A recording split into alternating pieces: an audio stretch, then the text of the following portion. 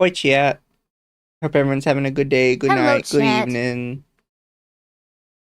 Thank you, Artemos, for the 4 months member, says IDKY, but I can never watch on mobile, stuck on buffering. I'm sorry, I don't know how to fix that. YouTube is just weird. There's a couple weird things with YouTube, yeah. I know Rumble was pissing me off last night. That would not work, the chat bot or anything. Twitch is anti-tuber audits. Did Twitch refuse to change? I can change it on my own.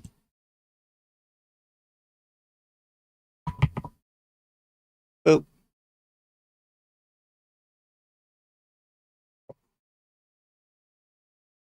There we go. And hello to everyone.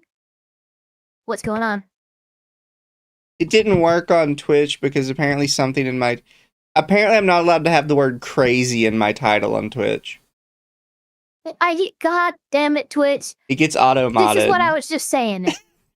What was I just saying when I'm thinking about multi-streaming chat, and I'm like, of the platforms that I would multi-stream to, I've completely ruled out Twitch. And then moments later, yeah, I can't use crazy in my title for my Twitch. Jesus, come on, guys. Yeah, I was wondering why it was not letting me change the Twitch title. I was like, oh, it's probably the word racist. Remove the word racist. There's something offensive in your title. Like, what? What do you mean it's not the word racist? That's crazy. I put the word racist back in and I erased the word crazy and it suddenly works. I'm like, really? Fucking crazy is inappropriate. That is so crazy. Speaking of crazy Taxi is pre-banned on Twitch. Yeah.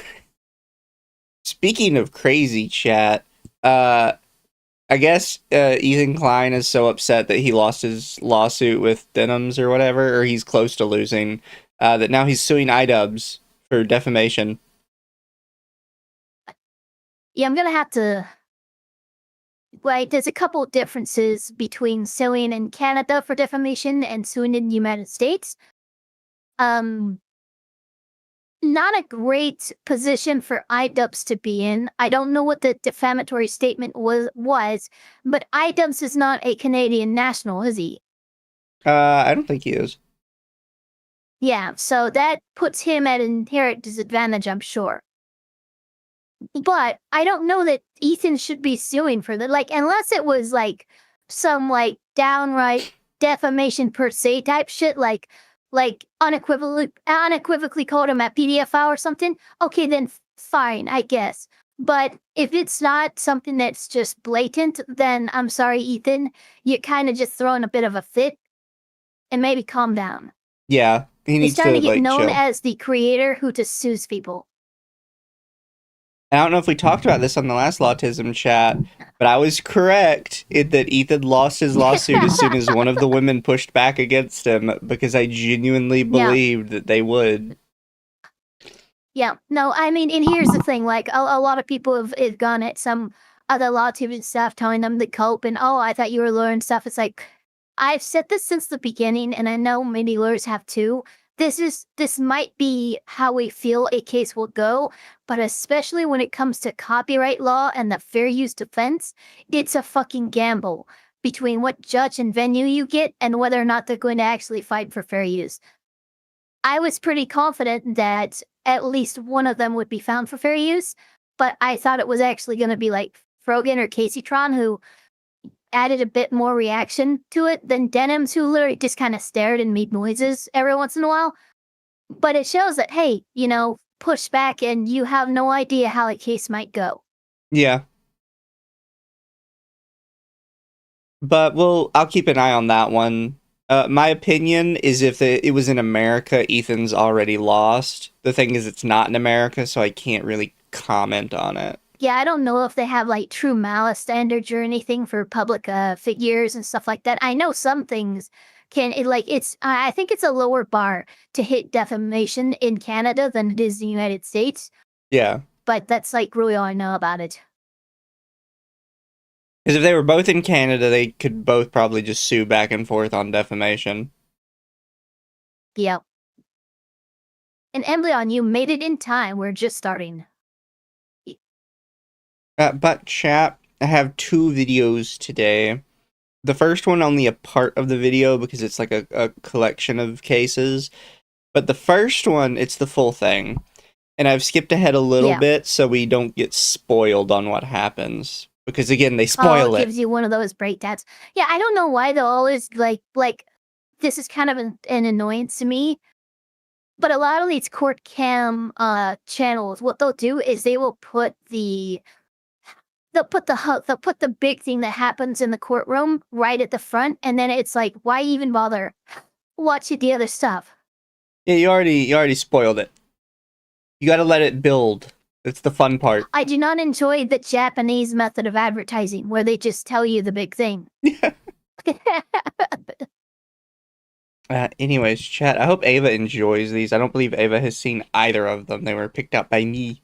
No, and this one is unique too. This is a PPO hearing, so this isn't like real estate law, family law, or anything like that. This is more, you know, employment and employee law.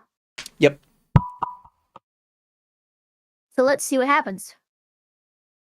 Oh, why is it not? I hear it. Well, it's not popping up on my. Why?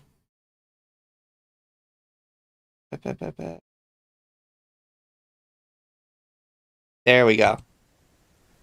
And this matter comes before. Oh, real quick, I'm so sorry, everybody.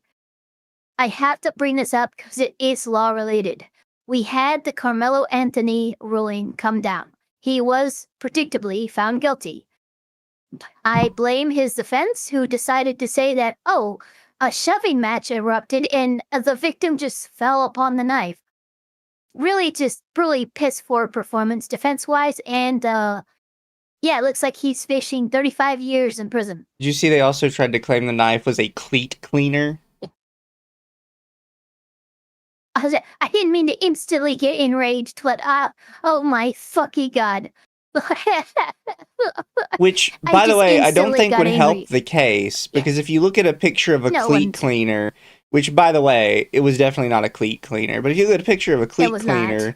it's still like a shank, basically. You could easily, like, jab the shit out of somebody with And that. also, why are you pulling out a knife in a shoving mat? There's something called proportionality, and Yeah. it exists in every state's self-defense laws. Yeah, exactly. For the court on Ms. Hunter McKnight's motion to terminate a personal protective order that was entered against her. So, this lady, Miss Gardner, has a PPO already taken out against this lady, Miss Hunter, and Miss Hunter is currently going to court to try and get the PPO removed. That is the only important context. All the first other thing context is will come out. wild to me, chastity. Chastity Hunter. What? Why? I was gonna say something racist. I'll leave it. Yeah, no, that's why I just said why, we because do I went have, anywhere I go all is going to be racist. parties present, it appears, by Zoom video this afternoon. So as an initial matter, since it's your motion to terminate, I did receive the written motion to terminate the PPO. So I'll start with you, Ms. Hunter McKnight, if you would raise your right hand. Okay, very good. And would you state and spell your name for the record, please? Chastity, Chasity, Hunter, Hunter, last name McKnight, MIKNIGHT. Very good. And you prefer me to call you Miss Hunter McKnight? Yes. I'll continue to address you that way then. All right. I did read your objection, Ms. Hunter McKnight, to the PPO that I signed in favor of Ms. Gardner. And it essentially says, as I understand the situation, she was a supervisor. She terminated you at the workplace, and then you posted about that termination online and communicated with some friends of yours that are family members of hers. And I think, well, let me go over the allegations that she states, and then I'll Chat figure just out. says stripper question mark. I'll just note it provided me with copies of Absolutely. the messages. However, Miss Gardner did indicate in her application that some of these it sounded like she was quoting them straight off of social media.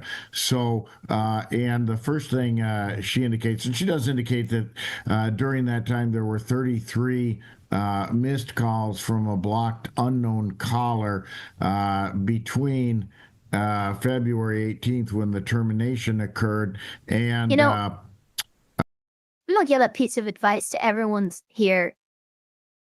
If you know somebody in real life and they're involved like with your work or anything involving your professional life, you should not interact with them whatsoever on social media. And the reason why is because shit like this happens. And if you know them in real life and you say some stupid shit and you weaponize your social media against another person, oh shit, look at that. You have a protective order against you now. And it's a slam dunk for the other side because you said dumb shit online and you know the other person in real life. Yeah. Continuing, I suppose, up until the date she followed the order. Have you been calling her, even though she may have blocked your number, Miss Hunter McKnight? Rosie.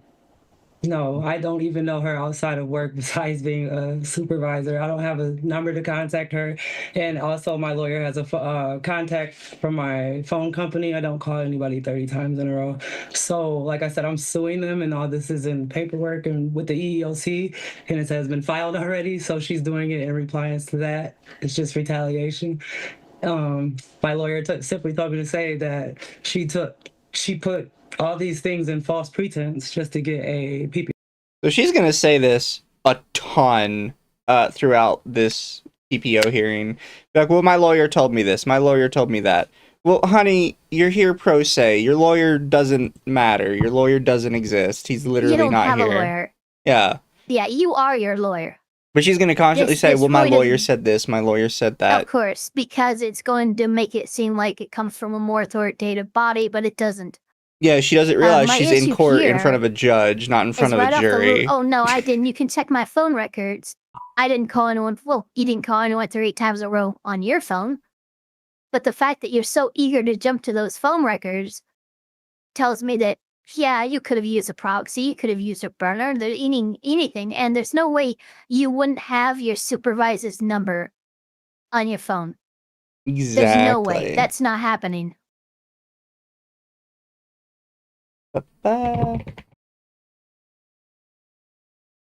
One sec, typing out a thing. Yep. I forgot to do this before we started. Thank you, Baked Buddhist, for the hearts, by the way. It's much appreciated. Nickergata told me. Jesus. Is chastity a real name people give to their children? Yes, it is. Yes, it is. It actually is. I don't know why, but it is. Chastity, Diamond, Mercedes, stuff like that. But I had another thing that was on the tip of my tongue. It'll come back to me later. But yeah, her accusation is basically that she took out the PPO in retaliation to the court case, which she is suing 3 different people, allegedly, including this lady, the company she worked for, and I don't know exactly what his role is, but I think she implies he's like this lady's supervisor. Interesting. And she's basically accusing all of them of racist discrimination.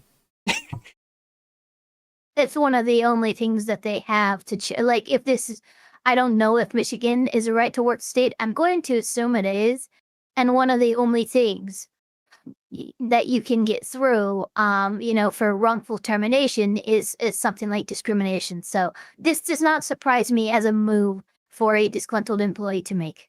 Also, thank you over on Twitch, Artemis, for giving me your Amazon Prime sub. It's much appreciated. Yo, nice. Yeah. All right. Well, how about now? Here's another one. It says, "Oh, what's up, Nate the lawyer?" What? Nate the lawyer came into my chat. Oh, hi.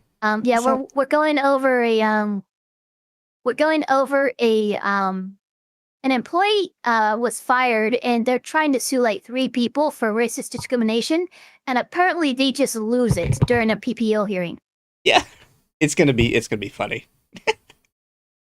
Me personally through my Facebook Messenger, and so this is her speaking in this case, indicating she knows my sister-in-law, that the world is a lot smaller than I think, that she knows where my kids go to school at Granville, and that she hopes life spares me and my kids in treating me kindly. I guess that one is not. Say that I sent you the message of what I said, and she reworded what I said. My lawyer said, take a look at that carefully at the end. Stop with my lawyer.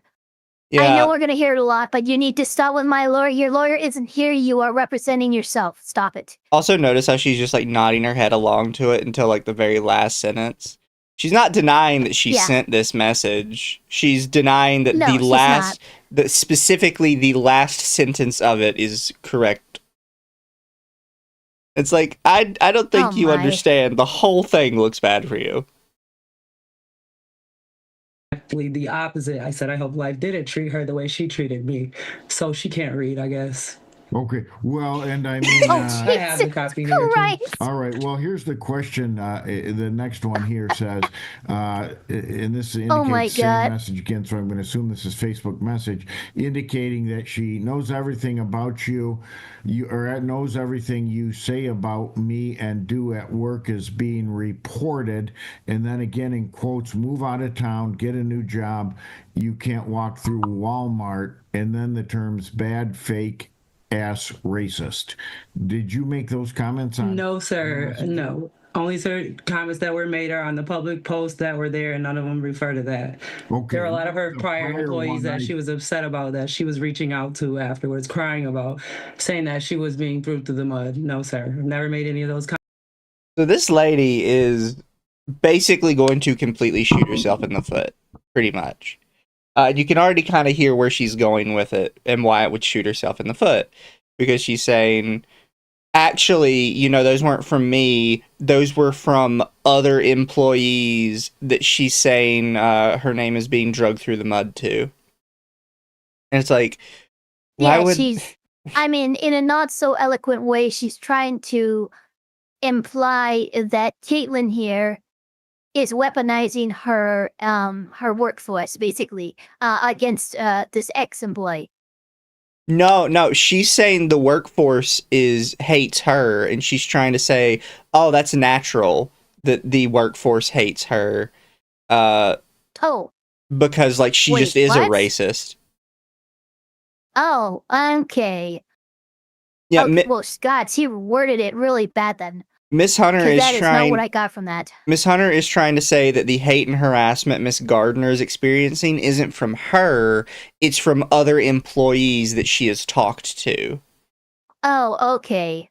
And that she's talked to. Yes. Okay, so what's happening then is Chastity is weaponizing the manager's workforce against the manager. Yes. Got it. And telling everybody that she was super racist to her. Gotcha.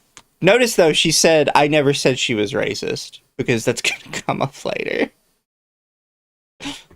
Comments, and I don't know who would have made those comments. If they did make them, somebody made them for me. Maybe someone else she mistreated. I don't know. Okay. I didn't tell them to do it. Oh, jeez. Oh, my God. Messages at all, except for what I've shown you on the paperwork, on the pictures, where she misworded what I said. Did you send pictures of the posts?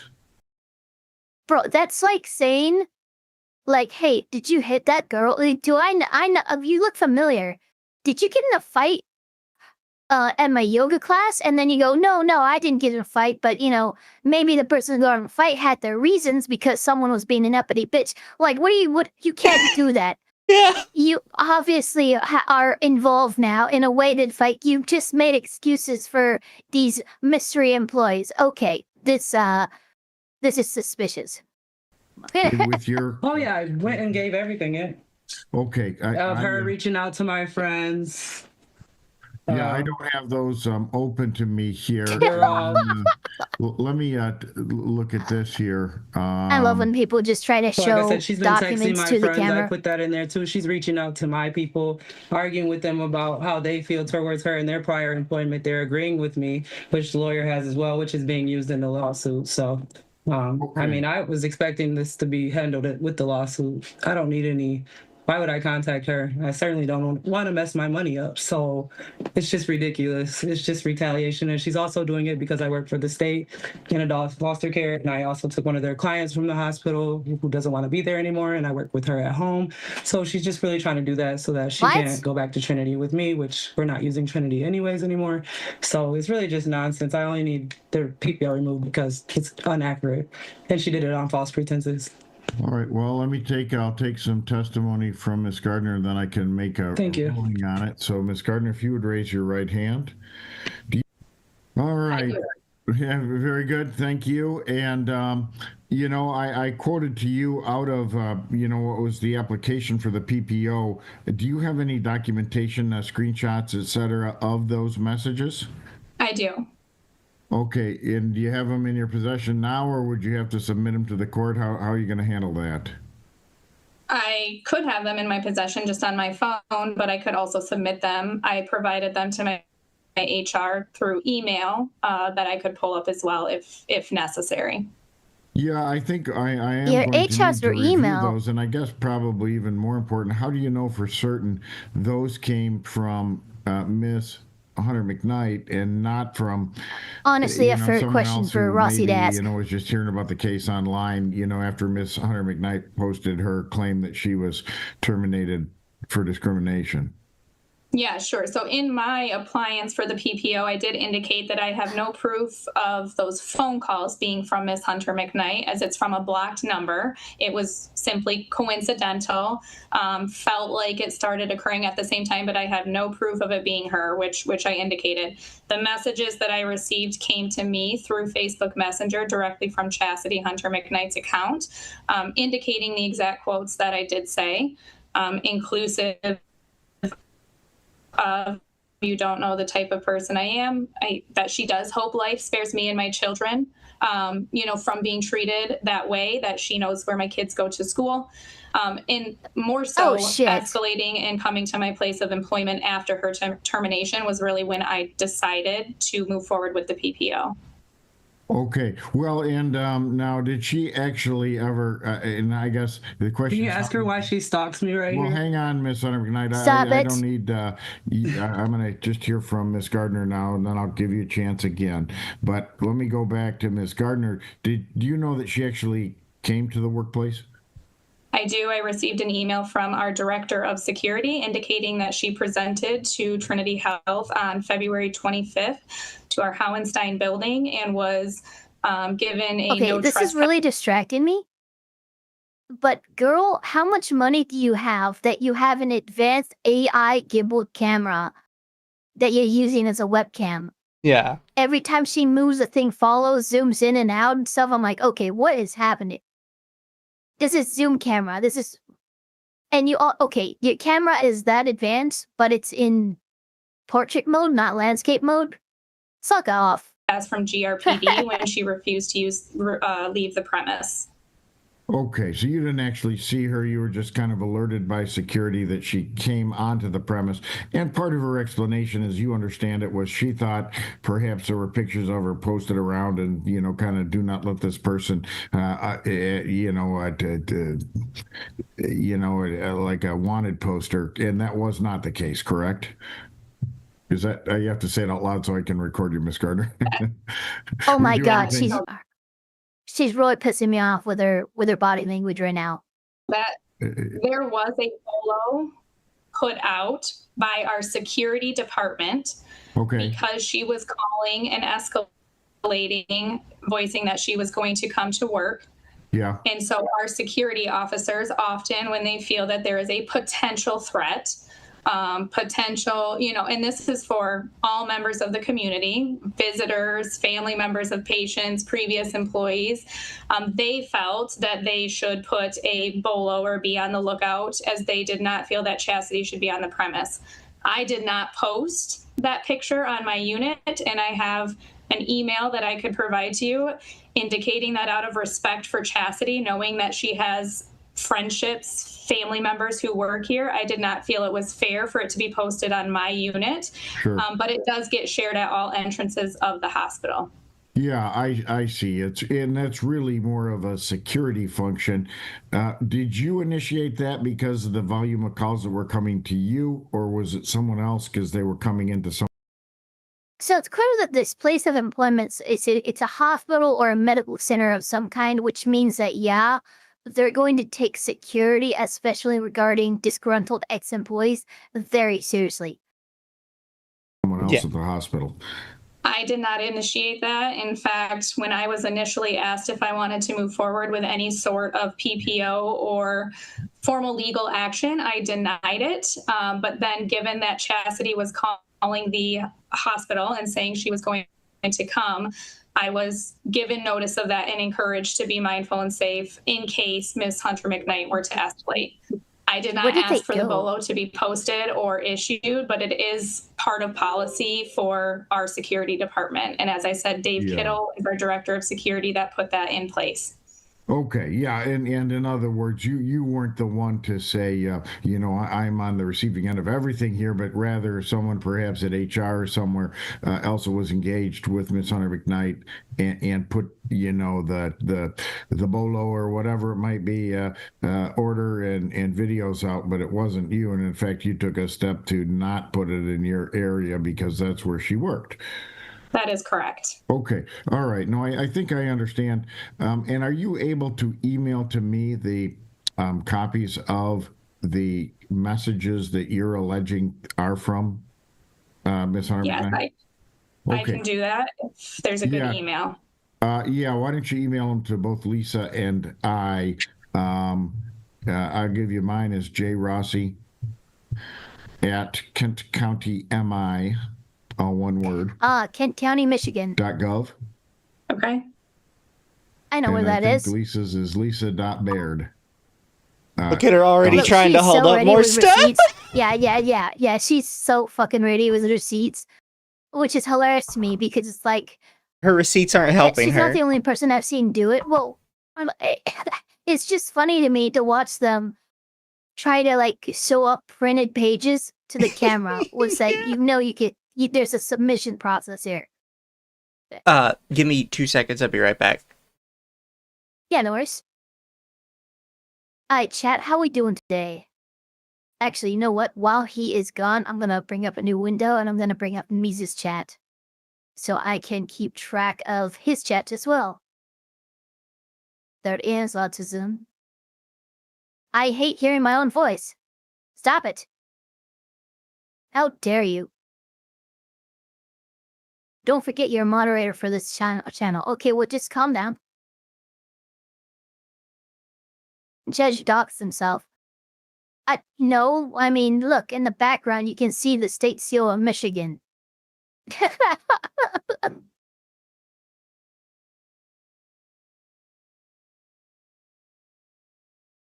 Okay, cool. How about chat? Okay, there we go. That's all I wanted. Yo! I saw you come back. I saw the tracking enable. Sorry, my food got here late. Hey, nice. They At were least you had slacking. food. No, I'm kidding. But yeah, it's Alright. very funny how they immediately just start shoving stuff in front of the screen. They're look, Judge, look at it, look at it. With the pointing. Yeah, it's oh, it's so dumb. So at KentCountyMI.gov. It's the Google Docky it's the Google Docky mindset. Oh, thank you, Cerberus, for being a Euro for 5 months. Your Honor, my lawyer said to show these to you on camera. Oh my god. I mean, I think you would say that. It does sound like something they'd say. judge needs to chastise her for a lack of decorum in his court. I think some judges just kind of ignore it so they can get through the cases faster. I legitimately believe some don't notice. That's also because true. they're probably so focused on that. Because somewhat, and this is honestly, I think, a good thing for judges to do. But there's a setting on Zoom where when someone is speaking, they're the ones that becomes the big screen as opposed to the others, and it's very possible he's just not noticing. That's also possible too. RD. Yeah. Okay. If you would Judge just click jump email scare. those to me, and you're saying I can look at those and view them and say, these are going to be obvious to me. They are from Miss Hunter McKnight's account, and that they label you. I mean, I think the term you used was racist in there. Am I going to see that language in the posts? Yes. Okay, directed at you specifically, not Trinity's racist or their policies are racist, but rather you individually, Miss Gardner, are racist. All right. Okay. Yes, you'll see both. All right. Let me bounce back to Miss Hunter McKnight. Miss Hunter McKnight, I'll review the submissions that I'm going to get from Miss Gardner. I mean, assuming they say what she said, that first one you said that you put on there, Miss Hunter McKnight, that said, I hope you and your family, don't experience hard times. I don't necessarily have a problem with that, but when you start calling someone racist, that certainly moves into the category where it could be considered harassment. And then, if I put, do you want me to read it to you? Yeah, go ahead. I have it here. You should have it because I came down there and this is attached to the PPO form. You should have everything I have.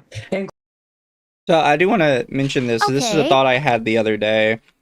But if people really, because people always say like, "Oh, we need people to take the accusation of racism seriously." It's like, okay, well, the consequence of if we start taking the accusation of racism super seriously is that if you make it and you're wrong, you are accusing somebody of something that's super serious, which now means you're doing something really bad. Yeah, because Ken's right. Yo, I'm a little. Calling someone a racist is harassment. Really. I mean, I could see, consistently coming to someone's place of work or on their social media and stuff, and like if there's a litany of comments accusing you of being racist, and it's a prolonged and recurring pattern that you can establish, sure, that's harassment. But a single social media post of accusing you or a DM of accusing you of being racist does not amount to harassment, threats, or stalking to me. Yeah. We'll see where it goes though. Yeah. Including her sending these kind of messages to my friend. This is Caitlin texting my friend, a former employee that was on my post commenting against her. She's reaching out to my people. This is another person here. And I'll read you what she says. Yeah. I'd like to remind you that Miss Chastity just said she's reaching out to my people, my friend.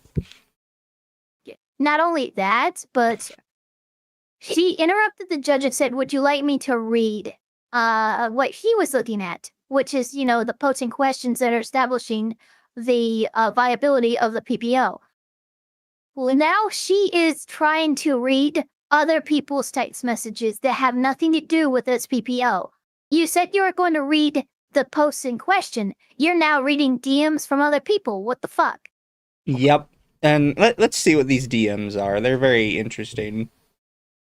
I was sitting here, and here comes a message from Caitlin. I'm like, I quit in October. Why are you even messaging me? So Caitlin's reaching out, and this is what she said. I wanted you to know that what you're saying about me and Kelsey as I texted you, and I saw our entire text thread. Notice how she starts the message. She says, "What you're saying about me."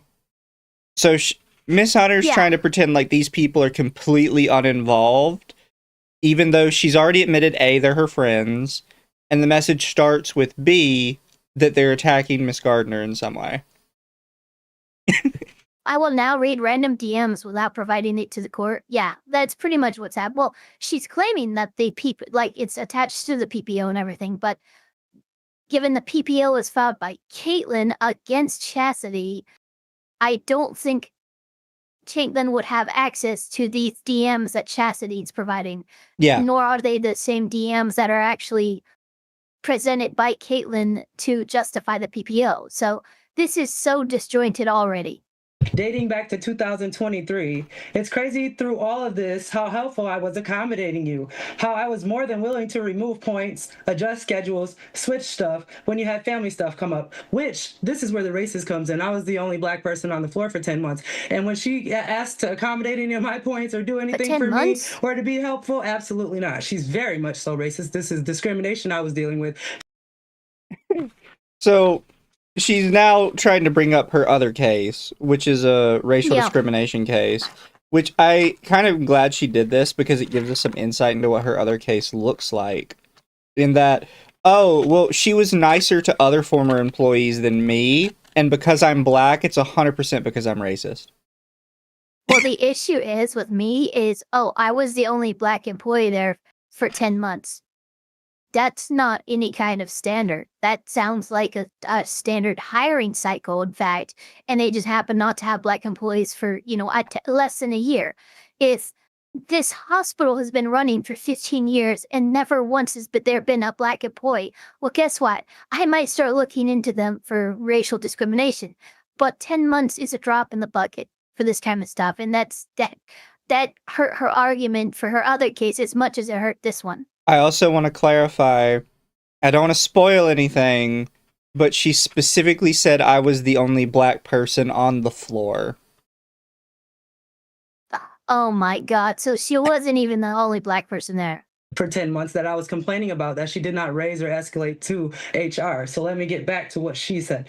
I was willing to switch stuff when you had family stuff come up, move you days to the unit needed as was simply 0.3 FTE commitment, whatever that means for her job, with working every third weekend, which is what all day shift does outside of those in school full time. We had a super open dialogue about this and offered to accommodate you however we could. If you go back through all of our messages, all I did was try to help you and support you. My name is being smeared through the mud, and you're joining in on it. Loving the horrible comments. Also, I have to notice that Chastity here is intentionally trying to mock her voice. But you can tell by how she's reading it. I can hear it. She's not doing a very good job, but she's trying to mock her. People are saying, I'm genuinely asking, did you actually hate me that much? Did you actually think we didn't support and accommodate your exact schedule you needed? Yes, they do, and they do feel that way. And these are things that people were leaving on the comments that she has no business, my lawyer said, reaching out to them, mimicking them. Notice two things back to back that are completely contradictory. It says, these are the things that people are leaving under her comments. My lawyer said she has no business reaching out to them. What? You're openly admitting that these people are publicly attacking her, and then you're saying she has no right to respond. What? She does. I don't know if you thought just saying my lawyer said that she's not allowed to respond would, like, do something for you, but it doesn't. Sadly, they do think. Even if you had an actual lawyer, even if you actually had a lawyer in here physically say that. My lawyer, they don't exist. It's kind of like how people say my boyfriend. Yeah. And they don't actually have a boyfriend. And it's like, well, you haven't met them. Yeah. Questioning them or anything. Is your lawyer a sock puppet? puppet? Her as a supervisor or anything like that is in trouble right now with her people. I'm suing her. I'm suing the boss, that Mike Hardiman, and I'm suing Trinity as an organization, all individually. So I don't know how we're going to do this. Separate from what we're. She's lying. I mean. Yeah. I mean, I get it. My lawyers, I'm going to give him this too, so he can see. If you use the term racist in talking directly to her, and then let me read what I said to her, because I don't think I did. Yeah. Let me get that, because I think she's putting words in my mouth. I was nice to her. I told her basically that her husband's brother's sister-in-law, her sister-in-law, is one of my best friends from high school. We graduated. I sent her pictures, and I told her basically, you come from the same type of world I do. I don't know why you're being so racist, so discriminative toward. So, what's happening right now? And I've seen this happen before. When these personality types because I've seen every race do this. But when they get cornered, they'll start talking a lot faster. Notice how she said, "Can I read this?" And then she said basically what I said is that she's not reading anything. Yeah. That she's going incredibly fast. If there was a stenographer here, the person would be stroking out from the speed that they had to maintain that keyboard. Like, come on, what is happening? I But think. they like to talk faster when they don't have a lot to say. Well, the part that gets me is that he says, "Well, did you call her racist?" And she's like, "I didn't say that." So basically, what I said is that she's being incredibly racist.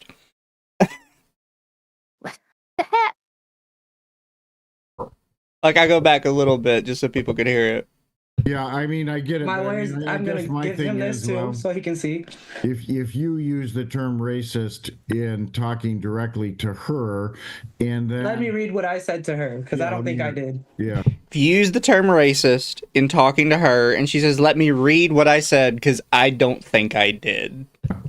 Let me get that, Yeah. because I think Okay. she's putting words in my mouth. I was nice to her. I told her basically that her husband's brother's sister-in-law, her sister-in-law, is one of my best friends from high school. We graduated. I sent her pictures, and I told her basically, you come from the same type of world I do. I don't know why you're being so racist.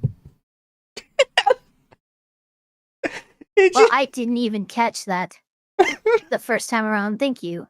It's so So showing me that. Yeah, that's yeah, I don't think I called her racist. I just called her racist. She catches herself and Not she as immediately switches it. So discriminative toward me at work, basically. She swaps it to Discriminatory, yeah. discriminatory, but it's like, that doesn't help your case. If you're like, "I didn't call her racist, I said she discriminates against black people." Yeah, that's definition racist. Like, I don't... What? Also, thank you some days. I came late, but I'm already fatigued. I don't know how people deal with this. And then thank you, Baked Buddha. Says, all the expensive car models. I appreciate the supers, guys. Oh yeah, husbands, brothers, sisters, in-law, twice removed. I really don't know what she's trying to say when she says all that. She could have just said, like, her friend or her family or something, but she's like, no, like, I have to go down this whole big My pathway. cousins, brothers, sisters, uncles, nieces. I'm gonna keep going, but that's like what I think of when people say that. My brother's cousin's niece. What the fuck are you doing? That Just say is- one of her family say you members or know a one of her guy. family friends. Is what I said. You treating me different, and you're living the same world I do. She literally lives no different type of life I do. I have a house. She has a house. She lives not far from I do. We all live in the same area. We all shop the same stores. Why treat each other different? Is what I Do said. you have the quote? I mean, Yeah, I'm gonna read it right now. I'm going to it. I have to get in my messenger. Okay. I don't write her. I don't contact her. She watches me every day. Is what I was also wanting to bring up. This is not cool. She's a non-follower in my Dude, every can time you I go not on my read? story, she's in my stories. I'm about to be like, look, if you don't read what you fucking said, I'm gonna hold you in contempt. This is the 4th time now I've asked you. You've said you're going to read this thing, and you keep fucking. Do you have ADHD? What's happening? Yeah. And Or she's on she the people stalks you may know, me. which- Like, she stalks you because she This checks is your not what we're account. talking about. First off, this has actually been tried in court before. Following your account does Yeah, it not has. qualify as stalking. It just doesn't. No, it doesn't. The second thing is, yeah, she's gonna follow your account because you're accusing her of shit, and she probably wants to keep up to date on what new bullshit she's being accused of. Yep. That's not stalking, you you absolute nutter butter. What did that make us? Absolutely nothing. I mean, she's watching my page, and this is proof right here. Her name's in it. This is my story. So I gave just you like- that picture too. Don't stalk me and don't cut me off. Thank you. I'm talking to the judge, not you. Bye. I don't want to talk to you. Pay me. Thank you. What You is couldn't come up with happening? 150. See, I will say, because normally I kind of give the judges some leeway on stuff like this, that 100% was reprimand. That should not have been allowed to let slide. No. She's just And actively now being she's malicious to just the other directly. person. And now she's saying, pay me. Come up with $150,000. Whoa. You don't talk to her. You talk to me. Yeah. $50,000 by the May 8th, you talk to the judge. Don't talk to me. Talk to my lawyer. All right, Bye. just give me the quote, Miss. Yeah, I will. Tell her, don't talk to me. Thank you. Go ahead. So I want you to see it before I read it. To Caitlin Gardner. It says, Caitlin, you see when I do some looking up. Keep in mind, that looked like a text of some sort. Dead. She look says like she a has no way to post. contact this woman at all at the start of the case. Here you are texting them. Yeah. Here you are admitting that you're sending them private messages. Like, okay. One of my best friends is your sister-in-law. I said, it's such a small world, but like I told you, I told her, I'm sorry, I don't appreciate how you lied in my face and retaliated against me for complaining about discrimination. I did not say she was racist. Since I don't work at the job anymore and they always watch me on Facebook, and remember that was okay, you said. So here I looked you up knowing that's okay. Because when I was at work complaining and saying that these people were stalking me, looking me up while I'm working and coming up in my views, she said it was completely okay. Maybe they were interested. So I consider it the same for me. Absolutely. I said, I figured why not hit you up on Did your you take Facebook meth? just like Can you you tell just me. stay on a thought? Yeah, she can't stay on a Just thought. stay on a thought. She thinks she's like absolutely owning this woman left and right. And it's like, no, you're making yourself look insane. Like, this is not helping like, you. I think drugs are involved now, and I didn't think that before. That the world is a lot smaller. I said, to tell you that the world is a lot smaller than what you were thinking. And you're not different from me. And nor either any of the Caucasians at that job. Except I'm not a hater. I'm not afraid. You're not helping your case about it not being about race when you refer to everyone at the job as Caucasians. Like, whenever you... I mean, at least she didn't say whitey. Yeah, but whenever you're referring to a group of people and you refer to them by their race, you're not helping your case. Yeah, we are self-reporting hard right now. Oh, sorry. I had to sneeze. I'm not a hater, Cap. To see someone coming along trying to do good because of their skin color. I said, your husband's sister is one of my best friends from high school prom, and so on. I said, I've shared what type of person you are with her and the way you guys treated me. In fact, you said.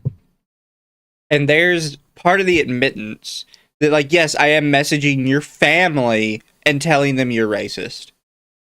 And she has... That's not okay at all. She just put that on the record that she's admitting to that. Like, this is what I sent her. Yeah, this is an actual racist chant. It's kind of the thing that people have to remember. Yeah. For months, you let it ridicule in your head. You never brought it up to HR. Anybody made it urgent to the issue that you really wanted to handle, like you told me. You're disrespectful for playing in my face. And the fact that you wish me nothing but luck when your son goes to school with my little cousins and plays sports. Would you like for someone to treat him that way, the way you guys did me? And would you like for him to complain and someone never take it serious? Do you realize how small of a city that says? Do you realize that I'm a great person? When you fuck with me and you rub me the wrong way or not treat me equally, I'm going to speak on it. I said, and you have done that. You tried to play in my face in front of that African-American man, the one who's fired me, who I'm also suing as an individual. Notice that little lore drop there is that the actual hiring and firing manager is a black man. It's black. It's a black guy, and this isn't gonna work in your favor. We dropped that little tidbit in there, and I don't know why she admitted it, but she's like, who is black? I'm suing him too. Oh my god, our Thomas and Twids. Can we lifeline them all, please? We need an expert racist to explain what's going on in front of us. Yeah, I was about to say that earlier, chat. Aura Master says she talks in all caps. What's so funny is as she keeps escalating, like, remember, she's reading this, but she's clearly also reliving it. I'm just expecting at one point her to just start foaming at the mouth. But yeah, I didn't want to spoil that earlier. But yeah, there are other black people working at this office. And they're higher up than both of these ladies. Oh, Jesus. The black people working at the office aren't on the floor. They're higher up on the totem pole. with the Ray-Ban glasses on that I did not give okay to, and lied on me about attendance, so on. After you lied, you told me you were trying to figure out how to fix it. You're sorry.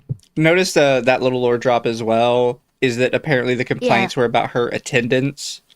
And like she tries to say she lied about it. I don't think she lied about it. She probably writes without periods as well, which is why it's just one runoff sentence. It was an actual just one-off sentence. Like she's just being true to the grammar here. Discrimination case is going to be thrown out fast. If I'm the lawyer in the discrimination case, I'm bringing up sections of this PPO hearing, like 100%. I'm sure you wouldn't want anyone to have your kids being treated that way. And I saw her pictures of me with her sister. Me, the black girl, standing there with her people. Come on now, man. I didn't tell this lady anything. The second message, I said, see, you really ought to think about how you treated me. You don't really know me. You don't know what type of people I come from. I tried to explain what you sat there and said went against me, and you should. Look at the facial expression of this judge. I don't even know what that one is. That's a new one for me.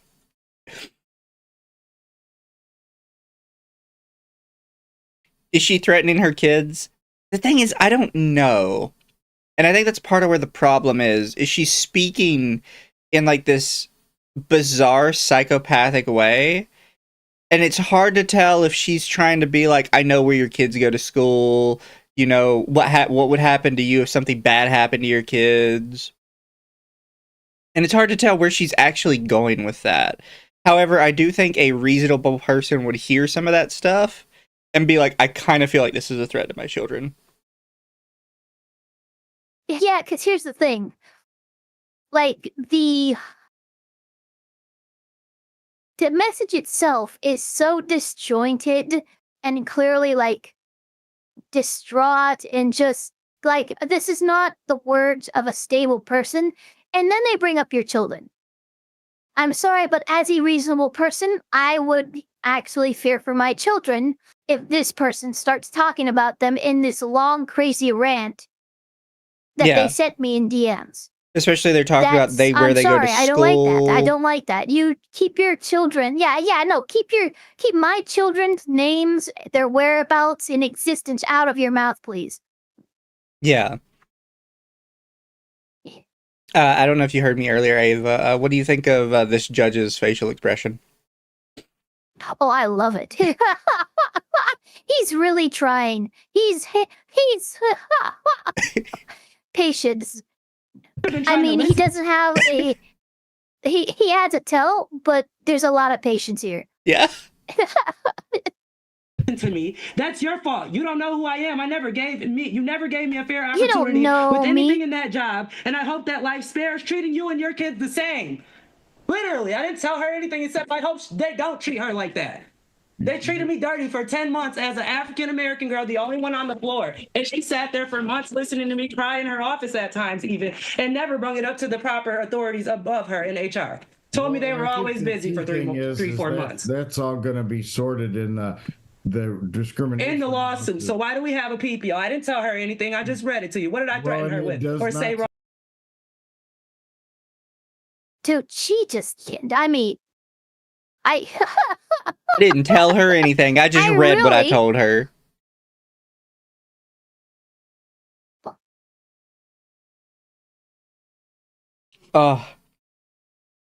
So I'm gonna avoid mentioning any racial connotations to it. However, I did see this this one long explanation, right?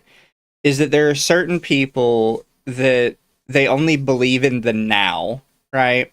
By the now, I mean the literal right now, right this second. There is no future and there is no past. There is only what is literally happening at this very moment. So whenever somebody says that you have done something in the past, it genuinely does not process in their brain that something could have happened in the past. No, they're yeah. And for a while, I thought it was like a fake meme that like 4chan came up with. But the more I watch court cases, the more I realize that I think there are some people that genuinely do not comprehend that there is a past and there is a future. They only comprehend that there is a current right now that they are living. Yeah. It's weird. I don't know how you could Yeah, it's the there's some same people thing who like don't have an inner voice. yeah, it's like that. How Literally, it's an actual condition. yeah, how I learned that like half of all people literally can't rotate a fucking apple in their brain. Apple in their head. Yeah. That's that's I can rotate it and make it transform into a freaking dinosaur and then fly into the sky before exploding and turn into smoke before becoming stars. Or like the people But that some can't people perceive can't do that, and that's breakfast. crazy. Yeah. Oh, yeah. Which, by the way, for anybody that doesn't know, the joke of like, how would you feel if you didn't have breakfast this morning? And they always answer like, well, I didn't have breakfast, or I did have breakfast. The point is not Yeah. like the breakfast specifically. It's that for some reason in their brain, they cannot engage with a hypothetical situation. They genuinely Yeah. can't comprehend something could happen. They can only comprehend what did happen. And it's like, I don't know how Like you a lot live of like people that. be like, "Oh, what would you do if you skipped breakfast this morning?" And it's like, if you did skip breakfast this morning, like, well, that happened to me. Yeah, but hypothetically, a difference of it's I don't know. They can't wrap their heads around it, and we can't wrap our heads around how to explain it to them. Yeah, it's so bizarre to me to think about it, and I feel like this lady is probably one of those people that she doesn't acknowledge that there is a past or a future. She only acknowledges that there's a now. It's like I don't know how to do this with you. No, Nothing. She no. doesn't like it. Oh well. Well, but if you did call her a racist, that would be, I think, the part of it that would cross into. But you're saying you didn't do it. She's going to send me the documentation. What I'll do is I'll review the documentation, then I'll issue a written order. I'd love to follow up on In the this. meantime, however, the PPO will have to stay in place until and then when I issue There my it is, order after okay. reviewing the emails or the documents I'm that sure I've it sent, stays in place. then I can make a ruling on it. But in the meantime, it'll have to stay in place. Yeah, she's got to hope that whatever is in all the correspondence that Miss Gardner is submitting, that it doesn't look worse than that doesn't look worse than what we've seen Yeah, today. well, yeah, exactly. And if that's the bet we're making, honestly, Miss Hunter here is in trouble. Yeah. I hope she keeps her PPO. Like, you are a crazy woman.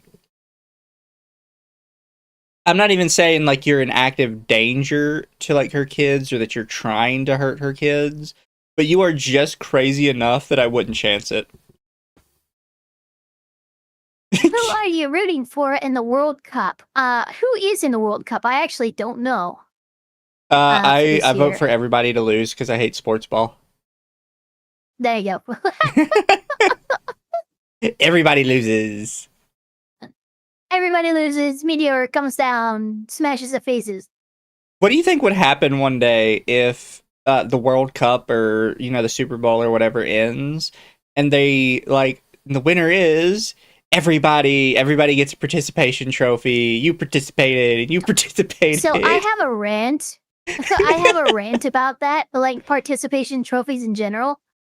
Because, like, look, as a Gen Z, it's like millennials and Gen X that always go, you kids and your participation trophies. I'm like, who made them? Because we didn't. We didn't give ourselves these trophies. You gave them to us. So shut the fuck up. Yeah. Sorry. I actually grew up in an area that didn't have participation trophies. If you didn't win, you didn't get a trophy. Yeah, no, neither we didn't either. Oh no, there was technically one, but it was a fair one. It was the most improved swimmer for swim team, and it was like, yeah, well, this guy like came in, he could barely swim, and by the end of the year he's in varsity. But that's not a consolation prize. That's actual achievement. Yeah, that's about as close to show a that you've consolation improved. prize as we had in kids. Yeah. As in school. I want America to win just to piss off the Euros. That's fair. Miss Gardner, anything to add to that? Have you sent me those documents? No, I have not. I was waiting till the end of the call, but I can. Yeah, send them that's to you. fine. Yeah, you can. Yep. If you would just send them to me, and I'll make a written order after I review the documents. That sounds good. I will do that.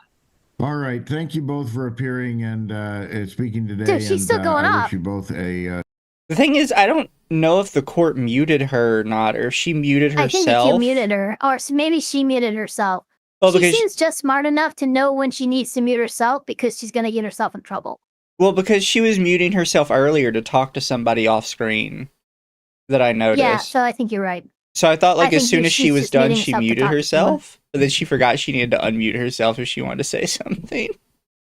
Yeah. A safe weekend, and do remember the PPO remains in place, so there should not be any Miss Hunter McKnight, you can't reach out and try to contact Miss Gardner. And of course, I always say PPOs aren't mutual and that it doesn't prohibit you from doing anything, Miss Gardner, but I do expect that a person, when they're protected by a PPO, they use it as a shield and not a sword, to poke the other person. So I expect it to be politely acknowledged by both parties. So with that all being said, we are concluded for the day. Thank you. Thank you. I want to see her lawsuits. I want to see those. Yeah. But I don't Yeah, I think do they. too. I'm very interested. I don't think they've been found yet, or they might not have been live streamed. Yeah. This also might be, relatively recent. Yeah. But chat, I do have another one, which is not the whole thing. It's just a couple bits. Just bits, yeah. This is from a channel called Law Talk with Mike, by the way, which normally I wouldn't use his because he does a lot of commentary, but he actually does not do much commentary in this one. So I was like, okay. And I couldn't find all of the cases individually very well, so I was like, we'll just use this. Like, to be fair. But it is, you can see up in the top right. Turris. Oh my Law god, Talk hold with Mike. on real quick. Jayla Turris, what happened? That woman speaks so erratically, like how meth users go on and on. I don't know if you were here for this, but I actually had already made that accusation about her. Oh shit, we got a packed fucking Zoom core here. Yeah, I had to go back. For some reason it started in the middle. Maybe I accidentally put in one in the playlist with a timestamp. Kennard, Stephen James Kennard, 26I-707-676. By the way, I don't know if I've talked about this before. I actually really like Judge McNally as kind of one of my favorite ones. I was just going to say that. I was just going to say, I love McNally's court. We've covered him, I think, 2 or 3 times before on this podcast, and yeah, I've enjoyed every case that I've seen him handle so far. He's going to have a fun time today. And he's going to take it on the chin very well too. I was very impressed with how he took it. People, no, just hold on. Let's just take a Walmartian's fucking check-in. We got the guy on the bottom right, no idea where he is. He might be in heaven. We have a guy in a freaking holding cell. We have a dude with a background like he's in a park. Oh no, this is not on the Zoom call. We have all walks of life here. Bottom left is not on the Zoom call. That is Mike. That is his little. Oh, that's Mike. Okay. Yeah, that's Mike. That's his little thing. Okay, I was about to say. Okay, well, still, we have a guy in his cell. That's eyebrow raising enough. You don't always see that in Zoom court. We got this lady on the center right who has herself listed as Victim Kennard. I would have gone with plaintiff or something. I'm the victim. But listed as victim feels like a little manipulative, a little bit. Just a little bit. Some people for these cases are actually physically in the court as well. I don't know how this ended up happening. Yeah. I do know, though, that one of the people is not in the court case because they left 2 days after their previous court case. Which to me sounds sus, but to the judge it doesn't seem sus, so maybe I don't understand as well. Okay. But we'll get there. Hi, Mr. Kennard, your name? The record Cena covered white appearing on behalf of Elizabeth. Good morning. This is the lawyer against victim. So it's not victim's lawyer, it is the lawyer against the victim. Is this lady with this wild haircut?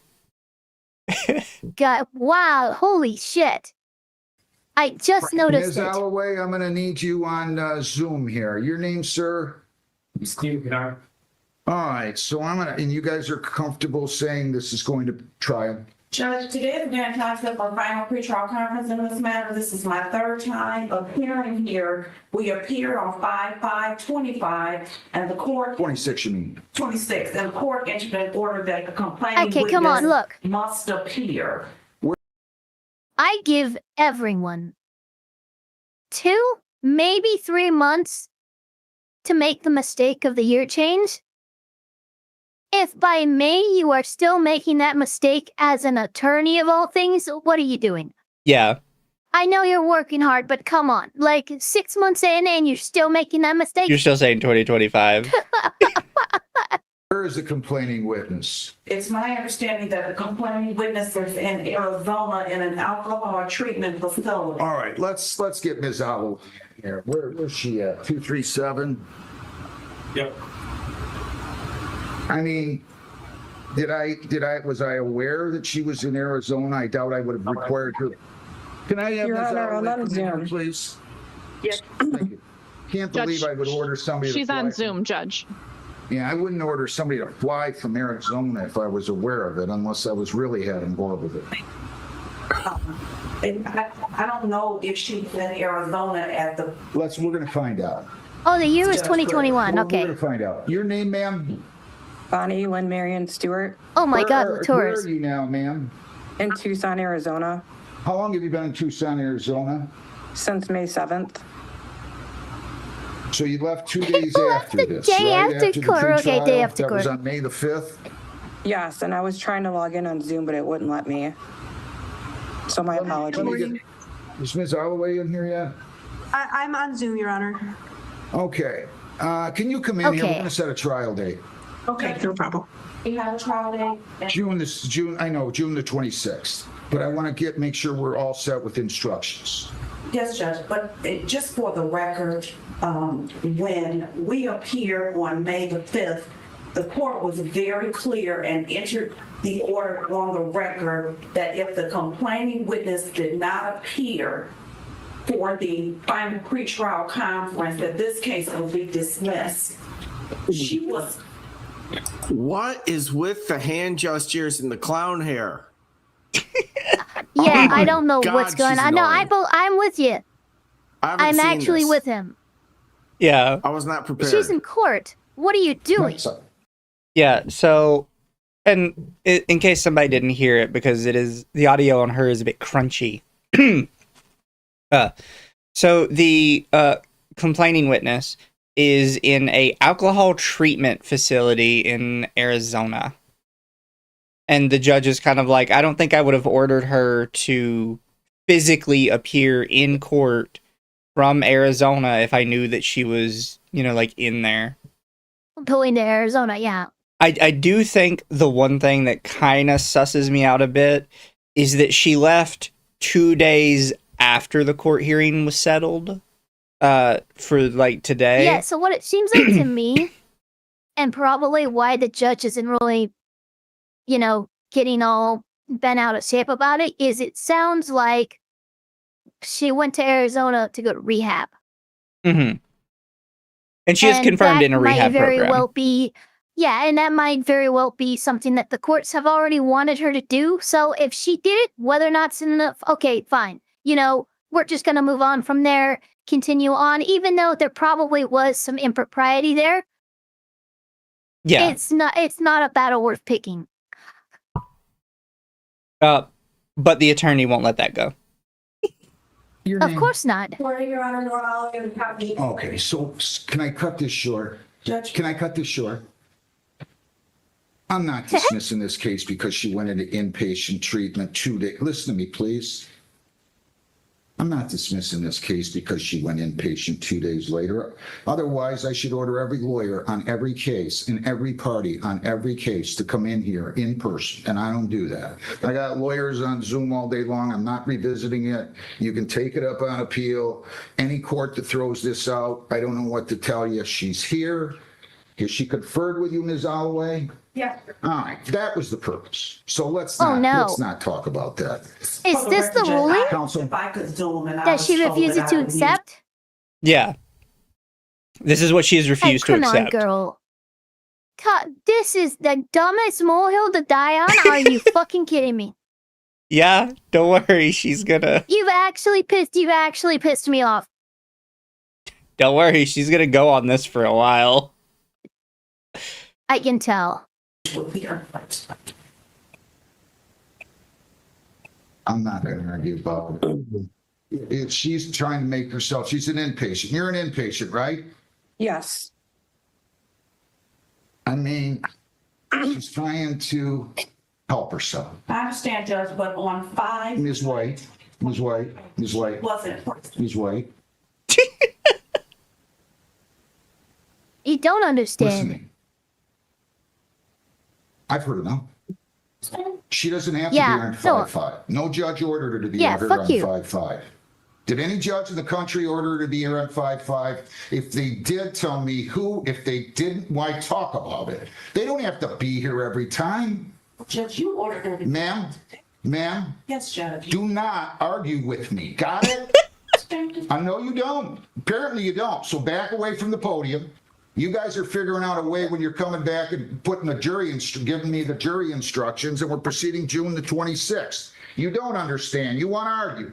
I'm not arguing with you. You got it, counsel? You got it? Fuck No, yeah. you don't. Back away from the podium, I said, right now. Email me the jury. And you have, whoa, yay! No, bailiff tackle her.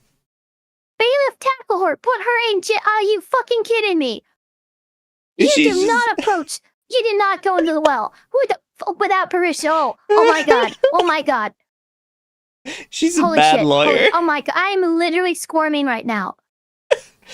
In my Uh, chair. There's no fucking way I just watched that. Also, no, this whole video is not one case. It is a compilation of cases, but we're only going to do the first two, because the first two are the most interesting. With the first one beat this one. I can't, No, you're not. You want to argue with me. I don't know why you wanted to argue with me. You want to argue with me. I'm not going to argue with you. They don't pay me enough to argue with people or lawyers or anybody else. I'm telling you. The prosecutor has indicated to me that she's going to CC me. I will get the prosecutor in here when I'm ready to call the prosecutor in. Okay, I'm not in a rush, Judge. Just Good. Stephen James Kennard, 26I-707. Oh my God, she is completely out of control. Absolute yeah, contempt. no, she is. Yeah, no, that should have been contempt. Unbelievable. Absolutely contempt. Maybe sanctions. 676. And that's why I said, like, the judge is, like, unbelievably patient with her. Yeah, no, look, patience of a saint, Mr. McNally here. He's like, please, just go sit down. I will deal with this when I'm ready to deal with this. But I've made my the ruling. fact that he had to say back up from the podium twice, and then she approached him into the well, instant jail. I don't give a fuck. Are you kidding me? What did she say? Rewind it like 3 times. She was just fighting with him. Like, no, She you was don't just understand. fighting. You don't We understand. They don't have to be know. here. You have to throw it out. My And- God, girl, if this is what you're fucking gonna die on, I would hate to see, an actual, moral stance you take. Like, he even reminds you that if it's really that big of a deal to you, you can take it up on appeal. Like, Okay, Mr. Kennard, Crazy. your appearance. Where's Mr. Kennard? The one yeah, he was just here. I can tell the PPA as well as well. Hang on one second. I need to talk to you and the prosecutor on the one file.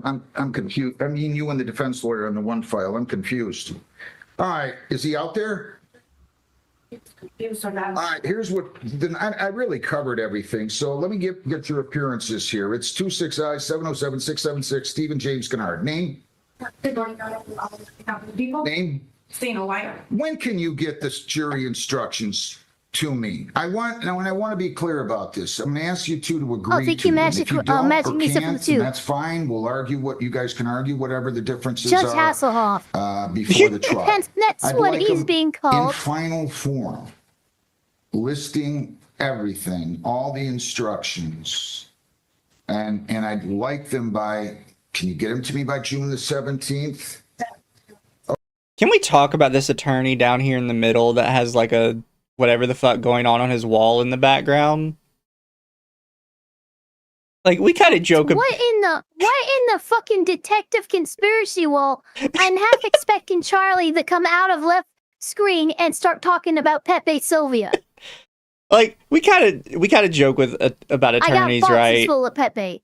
We kind of joke with attorneys, right, about having like their bookcase behind them every single time, like their huge bookcase of legal books that they haven't opened in years since they got out of college. But I kind of prefer that to whatever the fuck is happening here. To whatever what are you this doing? fucking moonbat conspiracy theorist shit is. All it needs is like the little thumbtacks with the yarn stuck to them. No, exactly. That's all it needs. In fact, he only took that down because he's like, oh, no, that would be crazy. Yeah, that made me look crazy. I'm not crazy. Though, that's fine, but that's a little too much. Okay, jury instructions due Would you like, June 17th. Trial will be June 26th at 8:30. would you like defense tonight to confer prior to submission or? Oh, yeah, I'm going to hope that you guys have talked about it. And if you can't resolve, if you can't resolve any issues, I'd rather you guys tell me, and we set it the week before, what would be June the 19th for any hearing on differences in terms of what jury instructions you would like. But this is pretty clear. This is the message. Right, I know. But I'd just like to ask the court or the people if they've confirmed whether or not the complainant will be back in the state. Complainant has to be here for the trial.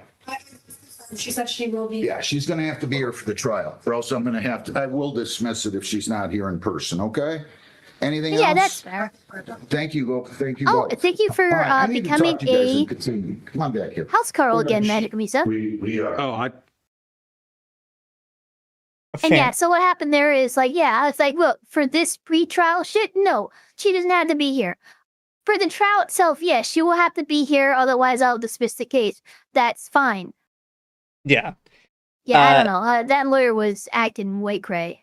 Yeah. I don't know. I hate judging people by their looks, but I feel like you just saw her and it's like, Look, yeah, she's going to be a problem. It wasn't even blonde. It was Big Bird Yellow from Sesame Street. Yeah. G. Also, Tyler in chat says it's a combination of vacation pictures, drawings from his kids, and evidence why the government is composed entirely of lizard people. Yeah, there it is. Wait, let's with one more. It says birdsaren'treal.com. Birds aren't real, though. They're government surveillance drones. Yeah, I know. All right, let's have appearances on G. Thank you, Your Honor. Stephen Catlin on behalf of the people. Thank you, Judge Oakley, Zachary Hallman on behalf of Ms. G. and Stan. So I rarely see this judge or this judge's court. I have seen him a couple times before, though. But every Holy time... shit, look at this new age judge. Yeah, every time I see like his court... fucking desk. Every time I see his courtroom, I immediately think we're stepping into like some fucking procedural legal show on TLC or something. Bit. It feels like a TLC like set, or maybe like this is a cyberpunk court. Yeah. It looks very nice. It's a very new court. It's my love. Hi, Kitty. Oh, thank you for the raid, Atari. Are we ready? Atari, welcome Raiders. All right, let's get going. All the way up front, man. All the way up here. Raise your right hand for me. Do you swear or affirm to tell the truth, the whole truth, nothing but the truth today? Yes. Watch your step on my incline ramp right here. Settle in that chair. Once you're seated, go ahead and state your name and... That's kind of hard to see, but yeah, he's got like a incline up here, so he's raised even higher up than it looks. So This is a very new courtroom because they have wheelchair ramp access for the witness, defense, and other stands for when it's needed. That's some new age shit. And usually it's stairs. Spell your last name. My name is Tammy Fixby. My last name is Highsby. Thank you. Good morning, Miss 60. Where do you live? I live in What is your address? Do you know a woman named Shakina G? yes, that's my neighbor. If you saw Shakina G again, you think you'd recognize her? Yes, Look around the court and tell the judge what you see. I see that. Where does she wear? Green sweater. Your Honor, may the record reflect the witnesses identified in the scene. Noted. Thank you, Your Honor. Is he The record standing? shall so reflect. All right, Yes. I have to assign blame here. Brecken, at objective, MGT, and I believe she's responsible for the squirrel debacle. Humanist robot. Let's carry on, shall we? Without going into a I don't know long what story, that all I was, just but wanna know okay. How long have you known this? So he is technically live I streaming don't really this. know her. I never Okay. really talked to her. Had you seen her before this date, Yes. January 8th, Yes. 2026?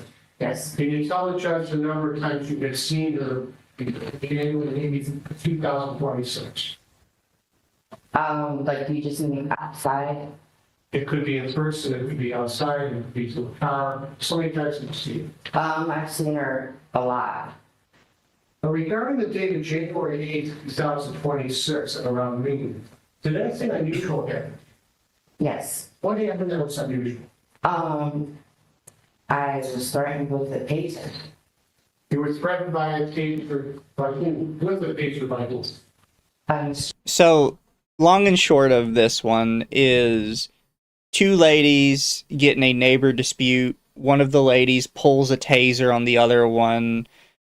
They're kind of they're debating over a couple different things.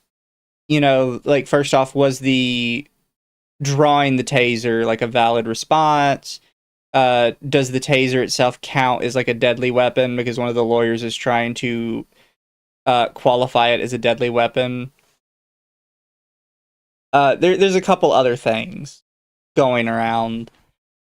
However, one of the reasons I wanted to actually watch this one with Ava is because the defense attorney is going to like tank his own case, but the prosecuting attorney is going to insist that he's not allowed to tank his own case. And it's bizarre to me. Like what happens? It's like two incompetent attorneys fighting for who can be the most incompetent in this neighbor debacle. Okay, that chat sounds kind of interesting. Squirrel. Okay, people are asking what the fuck the squirrel debacle is.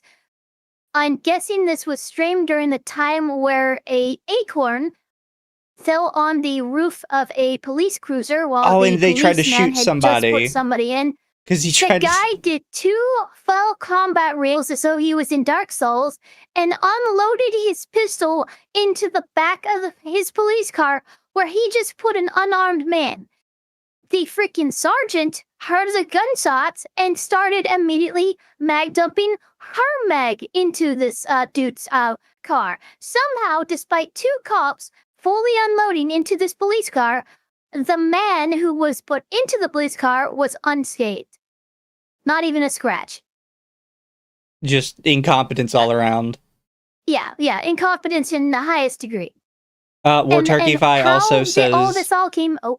Well, he also says it could possibly refer to the Florida person who is trying to train squirrels to attack their ex. That is... I forgot about that one. Yeah, that is a thing. You have not missed any of the case. We are just starting. They're just now asking opening questions. Where were you and where was Miss G when she threatened me with the taser? I was by my front door, and she was by her front door. How far do you live from her? Like 3 steps away. We share the same block. You said you were threatened with the taser by Miss G. What do you mean by that? She brought a taser outside and was zapping at me 3 times and was telling me that she also had a gun inside and she's gonna use it out. But what did she do with, she reported the taser action? Yes, she pointed at me. Can you estimate, projectionally, the number of feet between you and the defendant, she, when she pointed the taser? With the judge's permission, I'm gonna walk towards you. Go ahead. Not gonna invade your space, but stop. Right there. Judge, may the record reflect a distance of about 6 feet? Counsel, you agree? About 6 feet? Well. So wait a minute. She pulled a Your Honor, projectile taser? Yeah, Are those even legal I guess. for citizen zone? Because I know the prong tasers and the hand tasers are, but there's training involved with the taser guns. Live court gets super chats. No, this is an attorney that is covering this court case on his live. I could not I'll be right easily back. 2 find the seconds. cases. I'm Fair. getting my food. I could not easily find the cases raw, so I decided I would watch them this way. And we'll wait for Ava to get back before we continue. Again, we're not going to watch this whole video start to finish. It's about an hour. We're watching the first 2 cases because the first 2 cases are quite hilarious. Depends on the state. Fair. I actually don't know much about the legality of deployable tasers. I hadn't looked into it much.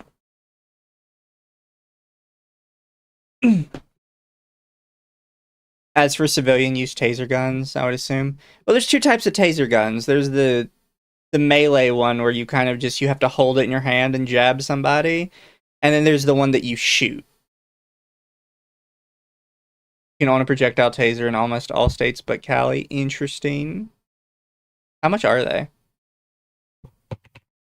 Neck tab. Taser gun.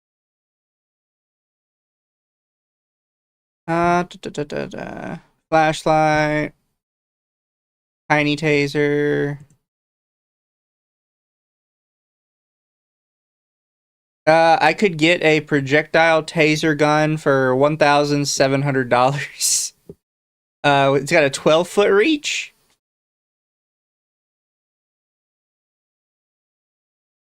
Oh, I could get another one for $1,000. It doesn't say how far it reaches though.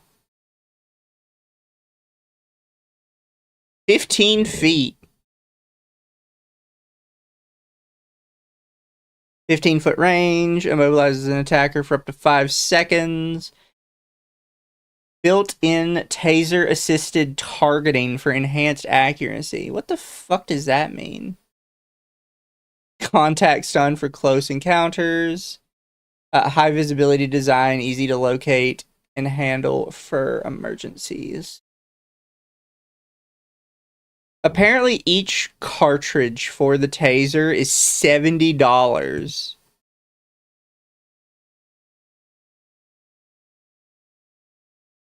The holster for it's $100. It's a holster. And the back. Welcome back. Yeah, you can. Tendies. You can buy a deployable civilian taser for as low as $1,000 from the actual taser I brand. didn't know that. Oh wow. Okay. Each so cartridge. there are civilian versions. Yeah, each cartridge costs $70 though. Oh my god. I want to spend $70 per shot. Yeah, the if you want a holster for it, that's another $100. Okay, you know what? That's just getting weird now. But it does have a 15-foot deployment range, and it says it has some sort of like patented assisted targeting. I had no idea how that works. They're trying to sell the civvies on auto aim, which no idea how that would even work. They can't charge civilians less than the government, otherwise the government would buy at the civilian rate. That's also true. Excuse me, I'm sorry. Your Honor, So you don't have to jump up for me. I'm not sure that I can agree because Distance is an element, we believe, of the case that we're not going to stipulate. Okay. The actual distance. Yeah, so the defendant has said that the lady was 6 foot away when she pulled out her taser, and the other attorney is going to say that they won't stipulate to 6 feet because they're alleging that the distance matters.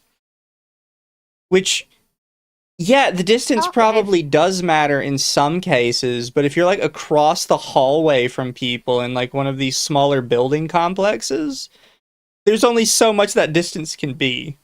You know what I mean?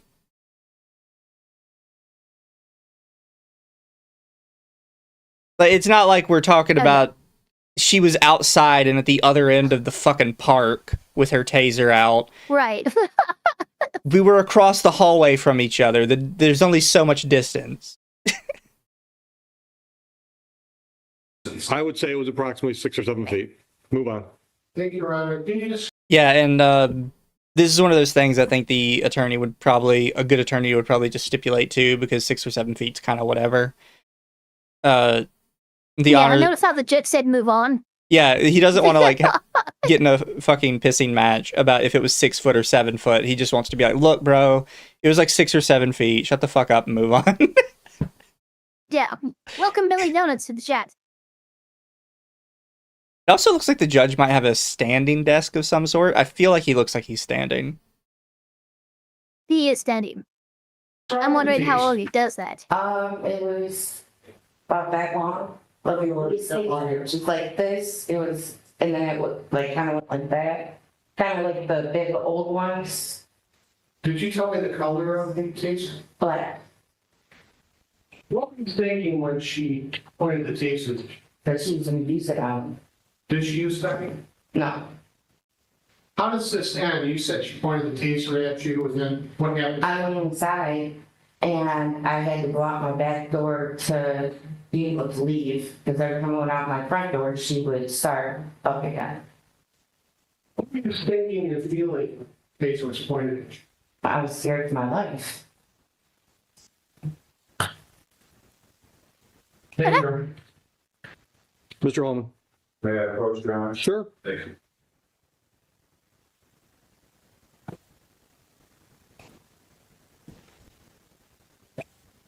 Ms. Sigsby, how are you this morning? I'm good, how are you? I'm doing my best. I'm Ms. G's attorney, and my name's Zach Holman. I have a few questions for you today as well. If you don't understand the questions I have, which is entirely probable, just re-ask or ask me to re-ask the question, because don't try to guess. Mr. Capel will take care of it in that regard too. Isn't it true you lived as Ms. G's neighbor for over 3 years? Yes. And in that time, since you've lived... So just so we're all clear, this guy who is currently speaking is trying to prove that the lady sitting on his desk in the green hoodie was right to aim a taser at her neighbor. He's trying to defend the use of the taser. So right. Keep that in mind when he starts asking his questions. Gotcha. Is it fair to say that there was a period where you were more amicable with her than you are now?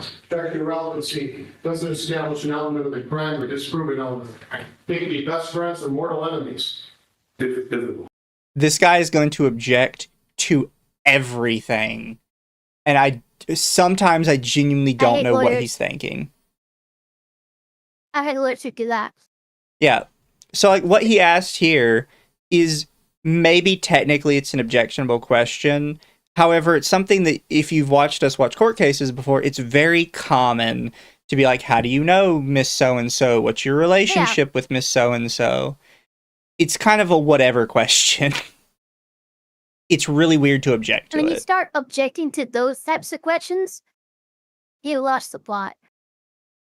Your Honor, if I may continue with the line of questioning, you'll see where I'm going with this. Without a response to the relevancy objection?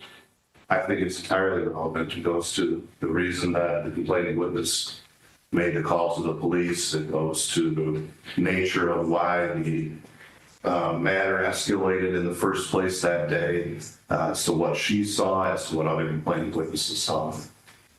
I think to narrow it down to the element of whether Miss G had a taser that day or not is a little too narrow for the scope to that response. Your Honor, she either pointed the taser at her or she didn't point the taser at her.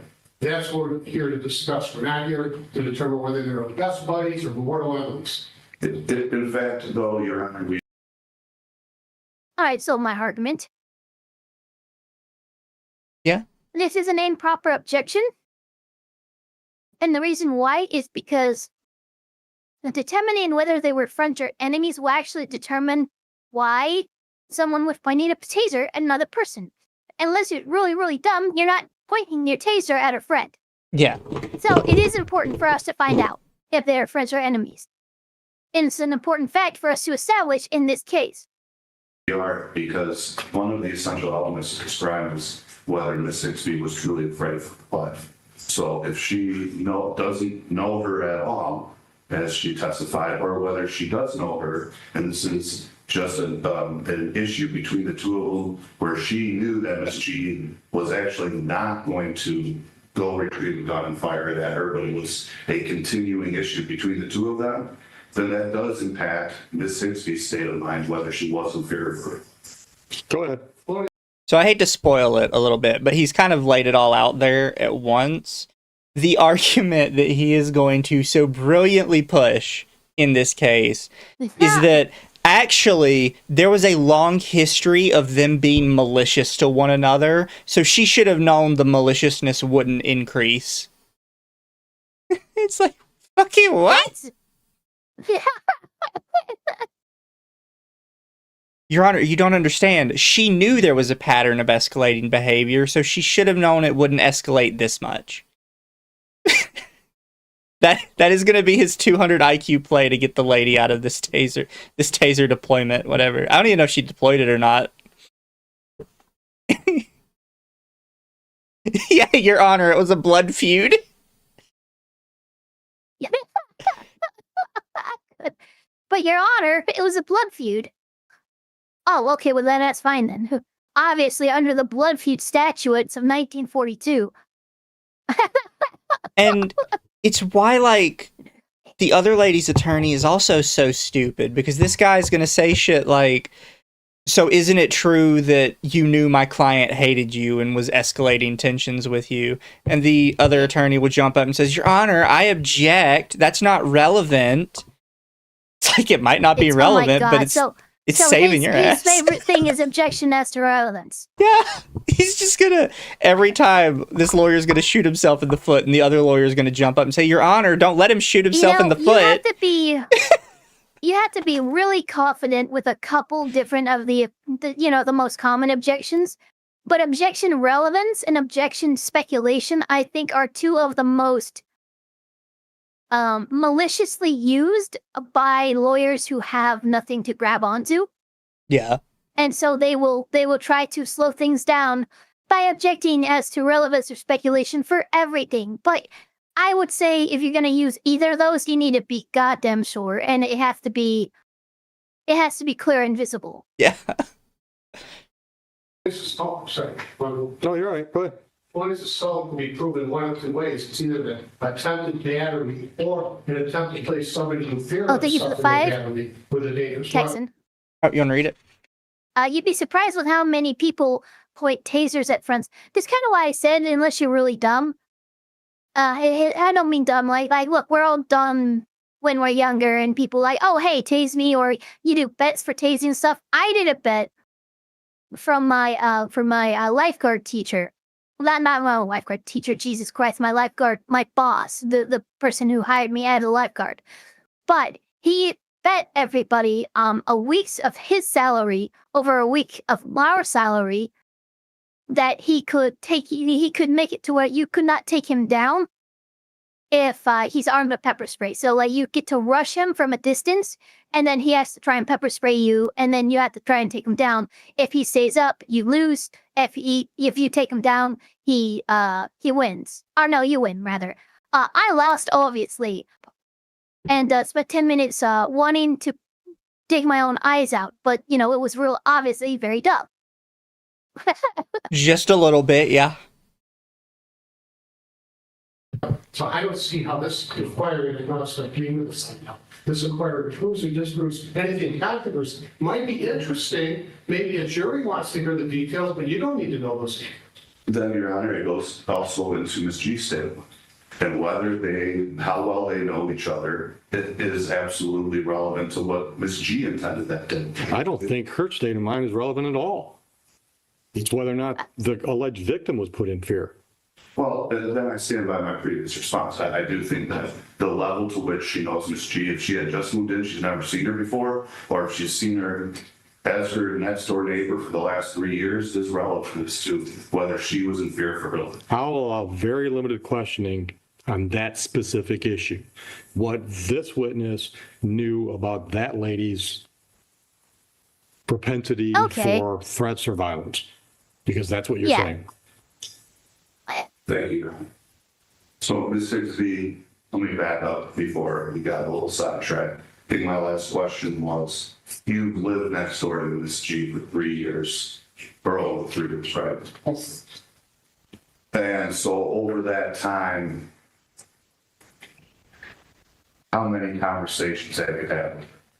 Probably Objection five. as to relevancy. So I was right. His fun thing is objectives to relevancy. And the judge is like, okay, yeah, I'll allow this limited line of questioning to go down. Dude asks his second question, objection to relevance. Can you? Yeah, you. Oh God. He's Here we tanking his go. own case. Let him do it. Probably 5. Why would you agree to Okay. that? Worse, the hell is Matt. All right. So first of all, How many conversations she's had? Oh, You don't talk, oh, because I'll remove you from the courtroom. The issue is whether or not she thinks this lady has the ability to make if a threat is serious. That's what you were relying on, right? yes. Okay, so whether or not they've had 40 conversations or 4,000 conversations doesn't get you there. Not in a limited line of questioning. So maybe you got to ask her specific questions about threats or violence. Has Ms. G ever before the date that we're talking about here made any threats towards you? Objection. It's not relevant on the day of question. The judge literally says, ask her a question about actually threats or crazy. violence. Yeah, you can't. Now look at the judge. The judge is starting to get pissed off at the other lawyer. Because he's like, dude, you need to fucking chill. Like, I feel like I'm just watching two incompetent lawyers try and piss off the judge more. That's what we're concerned with. I'll allow it. I'll allow it on a limited basis. Yes, before the date in question. I wouldn't say threatened. Okay. That I know, but I didn't know her like that. The first time I met her, she called the cops on me because she said I parked in her parking spot. I've always tried to stay away from None of her. this is relevant. Yeah. See, why are you objecting to that? You need to stop. Your client just said the first time, allowed it. like the judge already No, my allowed it, issue is yeah. he already allowed it. The guy's answering. You can't object to the same question twice, unless you says something absolutely fucking unhinged, irrelevant to the question, or whatever, something that really wouldn't be allowed to be got in front of a jury, in front of the judge. Fine, but if you've already objected to the question, the judge is allowing the question and allowing her to answer, and you object again in that same question, you better have a goddamn fucking good reason. And like, why are you even objecting? She's like, yeah, actually, I didn't know anything about her other than the fact the first time we met was her calling the police on me for parking wrong. Like, that helps your case. That's her saying, That like, actually helps your yeah, case. I don't know this other person. They've been actively malicious to me since day one, before we even met. Yeah. And you're like, objection, Yeah, that's relevance. Shut it's up. like that freaking attorney objecting to their own question. Yeah, that one was great. That one was so Yeah, funny. but you asked the question. Move on. He was so I frazzled. did not. Okay, there's no question. Okay. See, everyone got Your confused Honor, there. I believe Mr. Catlin interrupted when she was answering the question that I posed to her. And, So this guy She was studied talking law for my about attorney. your client calling the cops Yes. on her because of a parking violation. right, and I believe before that, you were interrupted, said that you've had about 5 conversations. Very good conversation. Well, I'm asking you about those limited conversations. We object as to relevance. Just let it play out, brother. Just let it play out. What I love is just watching him even before he objects. He is so neurotic. Like, he cannot sit still. He looks concerned. He looks alarmed with every word anyone's saying. Like, dude, you need to be a little bit more put together if you're going to be in this profession. Like, Yeah. a little bit more of a poker face, please. Like, and his client's doing well, but he's acting like she's making these damning admissions left and right, and he's trying to shut it up. And it's like, what's your problem, dude? Take a deep breath. Let it in. Chill.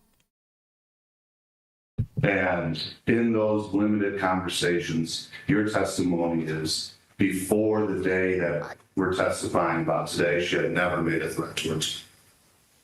Objection as to relevancy. It's not an element of the crime. I'm allowing it. She has not threatened me, but she has done stuff to try Also, to provoke get out me. the whining like That's a what she 5-year-old always out of said your anyway, voice. And I thought, Oh, yeah, no, 100%, I agree. Yeah, like, what was that? That sounded like you were told no to having ice cream. But you said I could have ice cream. Stop it. I don't know what the fuck why that came out of your mouth, but you're like 30 plus years old. You should not have that. You shouldn't even be able to physically make that tone. Like, defendant over here has an attorney who's saying, like, so tell me all the ways my client has been evil to you over the past 3 years. And then prosecution is over here like, stop telling them how evil she's been to you. Like, that's somehow Stop it. bad It's to not us. relevant. Oh my god. Freaking idiot. Are you Napoleon Dynamite? Like, what's happening? Yeah. That's what I said. I feel like we're watching two idiot lawyers trying to out-idiot each other. Yeah, it's interesting. forgive her. I just want peace. What was she doing to provoke? I've never done my doors. Okay, ma'am. I don't know, maybe you've never watched a show on TV where there's a trial, but when an attorney stands up and says object, the witness doesn't talk. Okay. Okay? Make your objection. Response. Your Honor, I think if I can request for an instruction, if we're going to get the same objection. Oh, Jesus. You know, in most cases, I would actually agree with the judge here.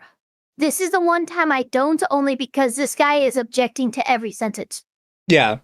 I'm not putting it on this witness to not be able to fucking, like, play the stop and go game. People aren't used to being able to do that, and this guy is being obtuse.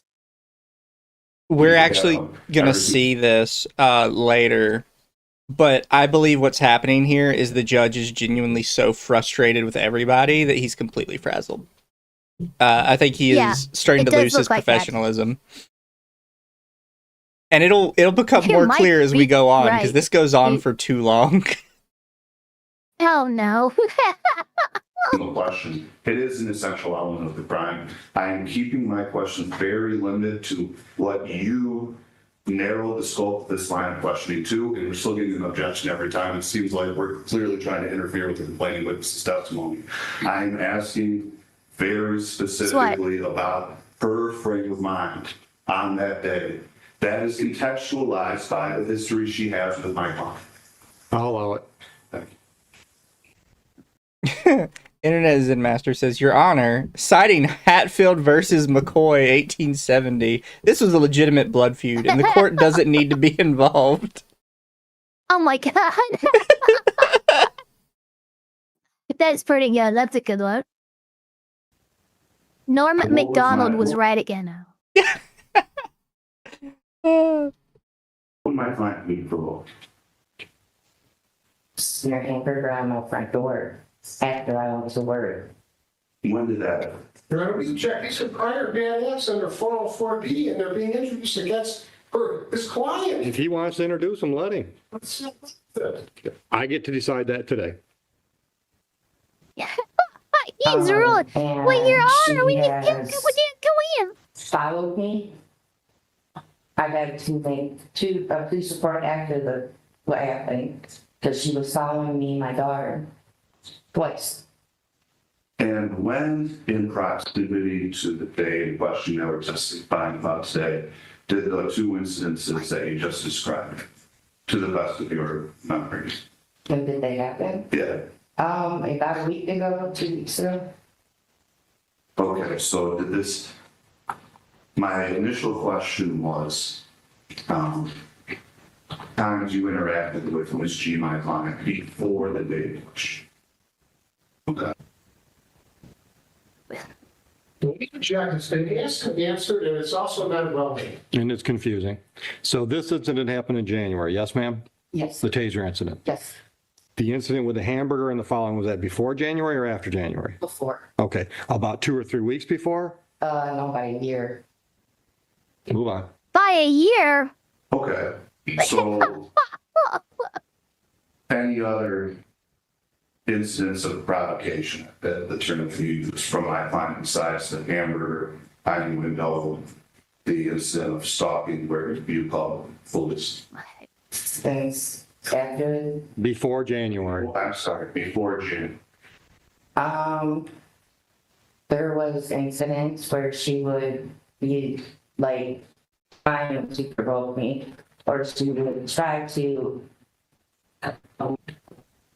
get information out of me, apparently, because the stuff that she was saying on the day of the incident, information that she knew, and the only way that she would know that information is if she was following.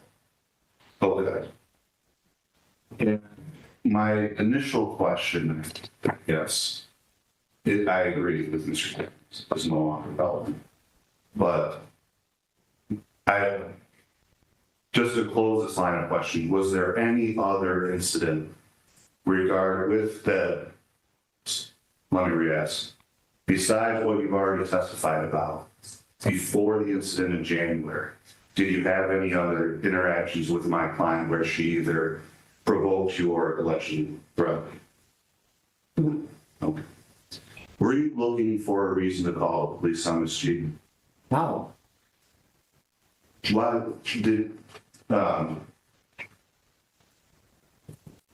the day in question, in January,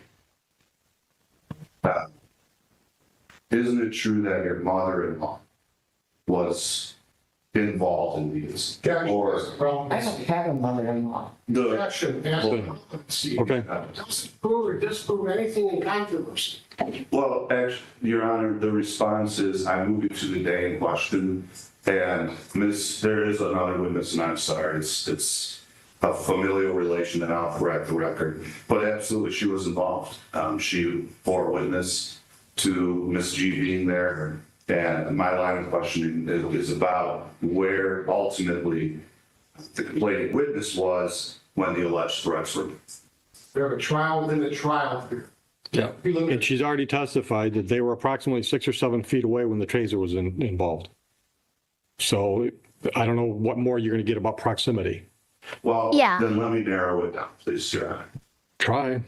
Thank you, Your Honor. It is, my line of questioning is specifically, Drunk? where were you in terms of your Like, this big guy proximity to your attorney is so doorway slow speaking. of your apartment when Miss G allegedly threatened with her taser, alleged taser? I was on my front porch next to my front door. by the farthest, like right here. So I just walked out. By You the just walked out Lagranges. of your porch. I just walked out of my house. Onto your front porch. Yes, onto my front porch. Thank you. Wow. So you had just walked out of your house onto your porch. Judge, any yes and answers? Good hands. Go ahead. And was that the first time you saw Miss G with what you believe was a taser? Yes, because she Objection said that. TLDR chat. Hold on, if you could just answer the questions that I asked you, please. Okay, you did can she calm say down. that? She walked outside. She walked outside screaming, talking about she had a gun in the house. She was going to shoot me with it, and she had the taser in her hands, and she zapped it 3 times that day. Okay, that was when you came out of your house. Yes. So Your Honor, excuse me. where was it? I'm being distracted by the. I'm going to put you in the lockup. If you can't sit there without making any noise, you'll be removed from the courtroom. Do you understand that? Are we talking to the green hoodie lady? Okay, so my question really was, I didn't notice. Well, like she's been pretty still this entire time. She's been making comments Something throughout must it, have been heard. Okay, it's been comments. Okay. but you can't hear her because I don't think they have a stand. They don't have like an active camera Yeah, on they don't the have. Okay, stand. okay. Yeah, that makes sense. But yeah, she's been making comments a couple Okay. times. Thank you, by the way, to Baked Buddhist. Every time the judge says I'll allow it, I see that meme from The Hangover with the Chinese guy in my head. when did Miss G threaten you with? Yeah.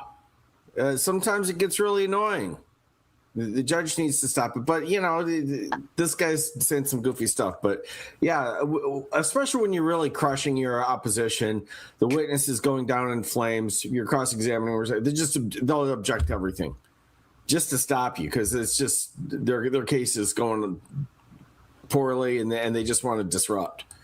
Taser. Yeah, but like some of it's funny Before you went because into some of these objections are like actually valid. Like this dude, I'm wondering where he is, what he's trying to get at, and where this is going to go. And he's been stumbling over every question, regardless of the objections or not, since this case started, since he got on stand and started asking questions. I don't think he would be doing any better even if he wasn't being objected to. That's how bad the questioning is. your house after you went in, you came back out of your house, both. She said she stepped out of the front door onto the porch. Your client came out and they had the confrontation on the porch. If I may. No, you can't. I got 6 exams today and I don't need to hear the same stuff 4 times. So ask a new question that elicits new information. Yeah, no, I'm with you, Judge. Where was Miss G when she threatened you with the taser? On her front porch. Where in proximity This is about to proximity your again, oh my house God. is her front porch? Like 6 or 7 feet away. Sit down. You're done with cross. Do you have any redirect? No, wait a minute. Thank you. I put my objection on the record. Feel free. Any other witnesses? Any defense witnesses? Yeah. So That's as close as you're going to get to a judge not crash out. something I've probably only ever seen that twice in my life. When a judge says, sit down, you're done with cross. You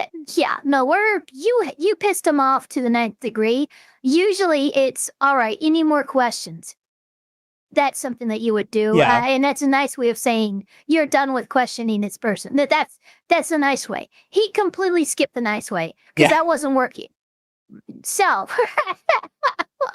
normally I might blame the judge for being a little inappropriate there, but frankly, this attorney seems like he's a fucking brick wall. I don't know how he passed the bar.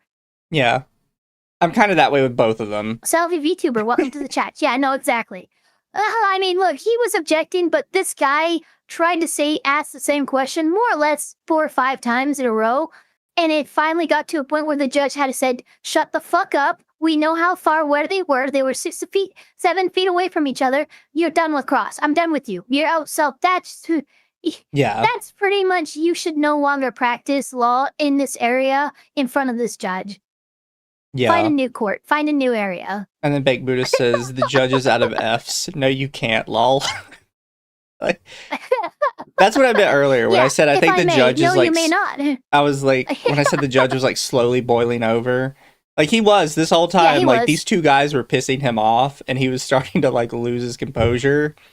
And I think this is where he finally has like a little crash out. He's like, sit the fuck down, I'm done. Yeah, definitely. Yeah, no, I kind of completely agree. I'm like, what are you guys doing? Get out of here. Any argument? Wasting my time with this Yes, shit. Your Honor, the witness testified a taser was pointed at her distance of 6 to 7 feet, and she was afraid, actually fearful for her life. Thank you.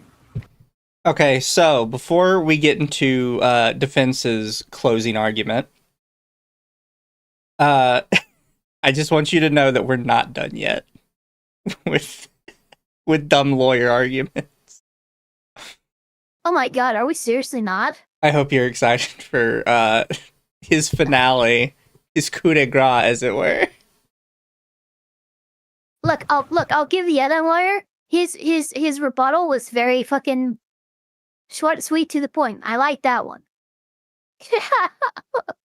Your Honor, we don't believe the elements of felony assault with a felonious weapon occurred here.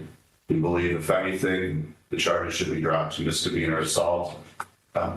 And we asked that he would find that the prosecutor did not meet his threshold for a preliminary exam and would not find so.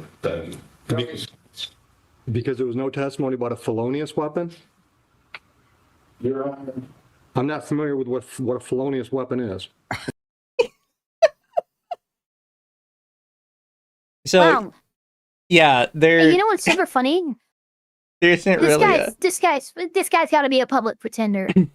Mhm. I swear to God, because as he said that and made that, and the judge is about to ask questions, he's putting his shit away.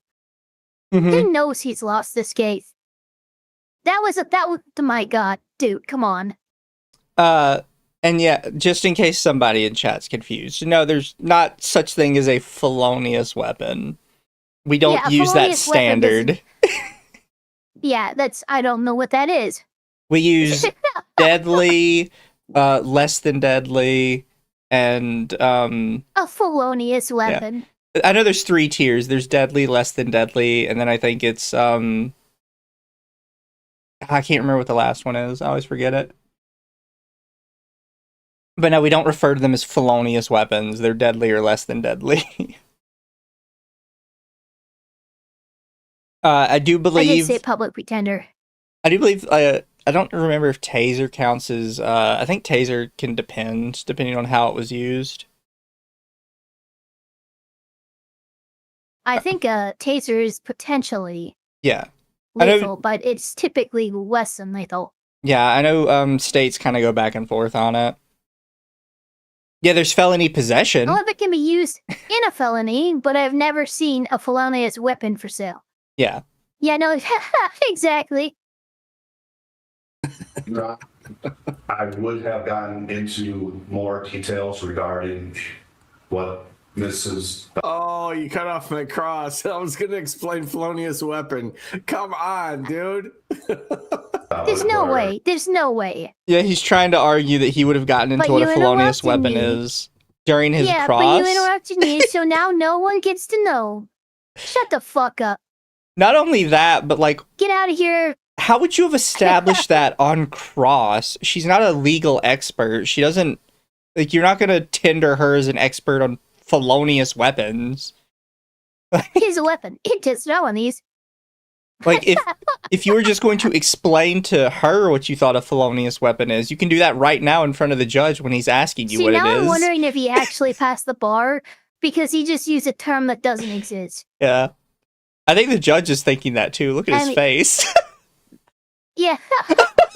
Yeah, wow. That's genuine disbelief. That is genuine disbelief in that judge's face right now. It's like, what are we doing He here? just said, what the fuck did you just say? Yeah, sorry, lethal, less than lethal, and non-lethal.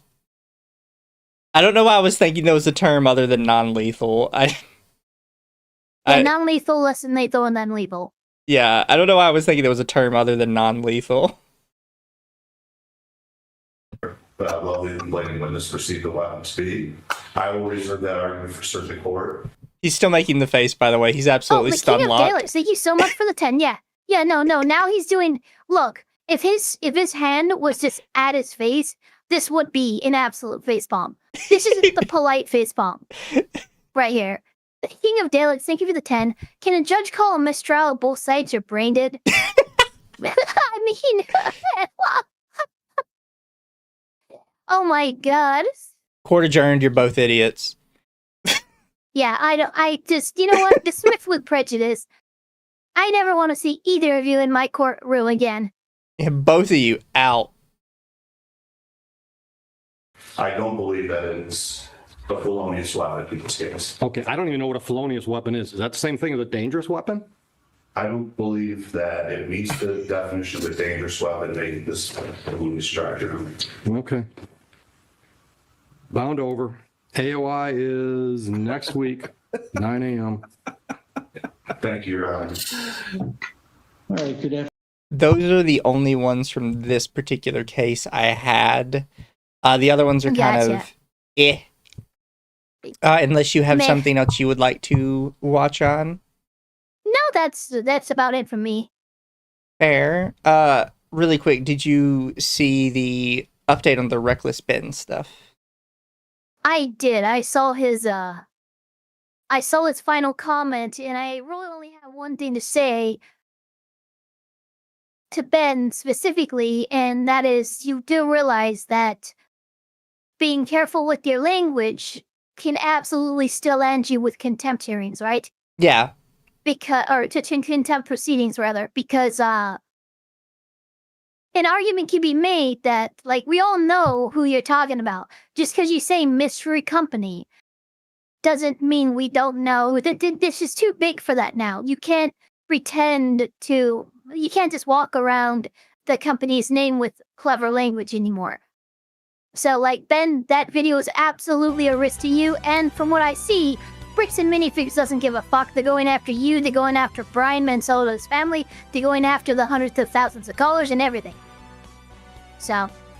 Yeah, we'll we'll see where it goes. I think I've said this from the start, is like there's clearly a lot of corruption going on here.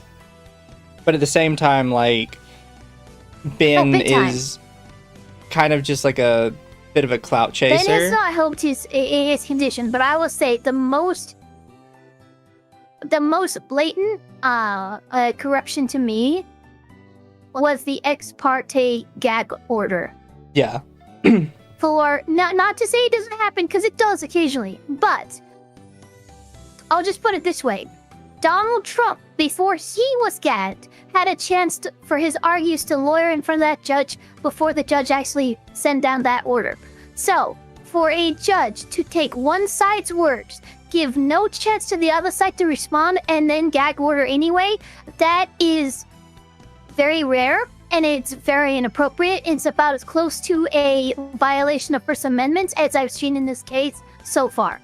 Yeah. No, there's a lot of inappropriateness going on, and it's just not helped by the fact that Ben is what we kind of refer to as an unsympathetic victim. He's a nuisance streamer. Yeah, nuisance streamer. Yeah, I'm sorry. I'm sorry. That's what he is, and maybe he uses his nuisance making for good, and that can be, a separate argument, right? But what we saw, what he posted and everything, there are very real charges that he's looking at that he met the statutory definitions of. Yeah. Unlawful surveillance, stalking, picketing in a residential area, which is a Utah-specific law, but these are things that he could actually be got on because he recorded them himself doing it. Him showing up with his process server. That entirely can be construed as stalking and harassment. And I don't understand why he doesn't have like a lawyer in the background helping with this stuff. He still hasn't retained a lawyer. I'm so pissed. Ben, get a fucking lawyer. What are you doing?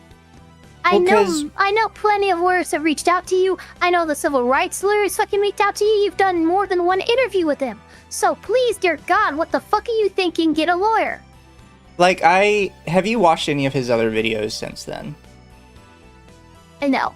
So I sat down after watching that, and I noticed he had a multi-video series on McCamey Manor, which, for people who don't know what McCamey Manor was, it was really popular to talk about it back in the day. It was one of the most extreme haunts ever. It was supposed to be a haunted house where they would, like, dump snakes on you and rats, and they would break your teeth out. They wouldn't break your teeth out usually, but they would get as close to, like, you had to sign waivers and shit. Yeah. So it's to even get into this place. Since then, it's come out over the years that really there was never any haunted house. It was really just a bunch of really abusive people that wanted an excuse to beat the crap out of somebody. And they were using it under the guise of an extreme haunted... They were doing it under the guise of an extreme haunted house, but what they'd actually do is they'd just blindfold you, beat the shit out of you, waterboard you. It was a full contact haunted house. That's what it's called. That's what they tried to market it as. No contact, limited contact, and full contact. Now they've been tried to be sued a couple times by people that have went into it, and they're hiding behind the what do you call it, the waiver that they have you sign the contract. Yeah, the waivers. Yeah. But they've done some stuff. Like, there was one guy they brought in that they chained him to the back of a car and they drove him over gravel. Like, just absolutely wild, insane shit. What is this fucking keel hauling type shit? Have you not heard of, like, these? What the fuck? There was one lady that was in the hospital for a month after going. Couple. Oh my god. Guys. Yeah, there's pictures of her face where it's... as a society. Like, there's pictures of her face where it's so swollen you can't make out her facial features because they beat her so bad. And they won't let her sue them because they said that they can't prove which specific person at the haunted house beat the shit out of her so bad. And it's like, that's... Yeah, that's...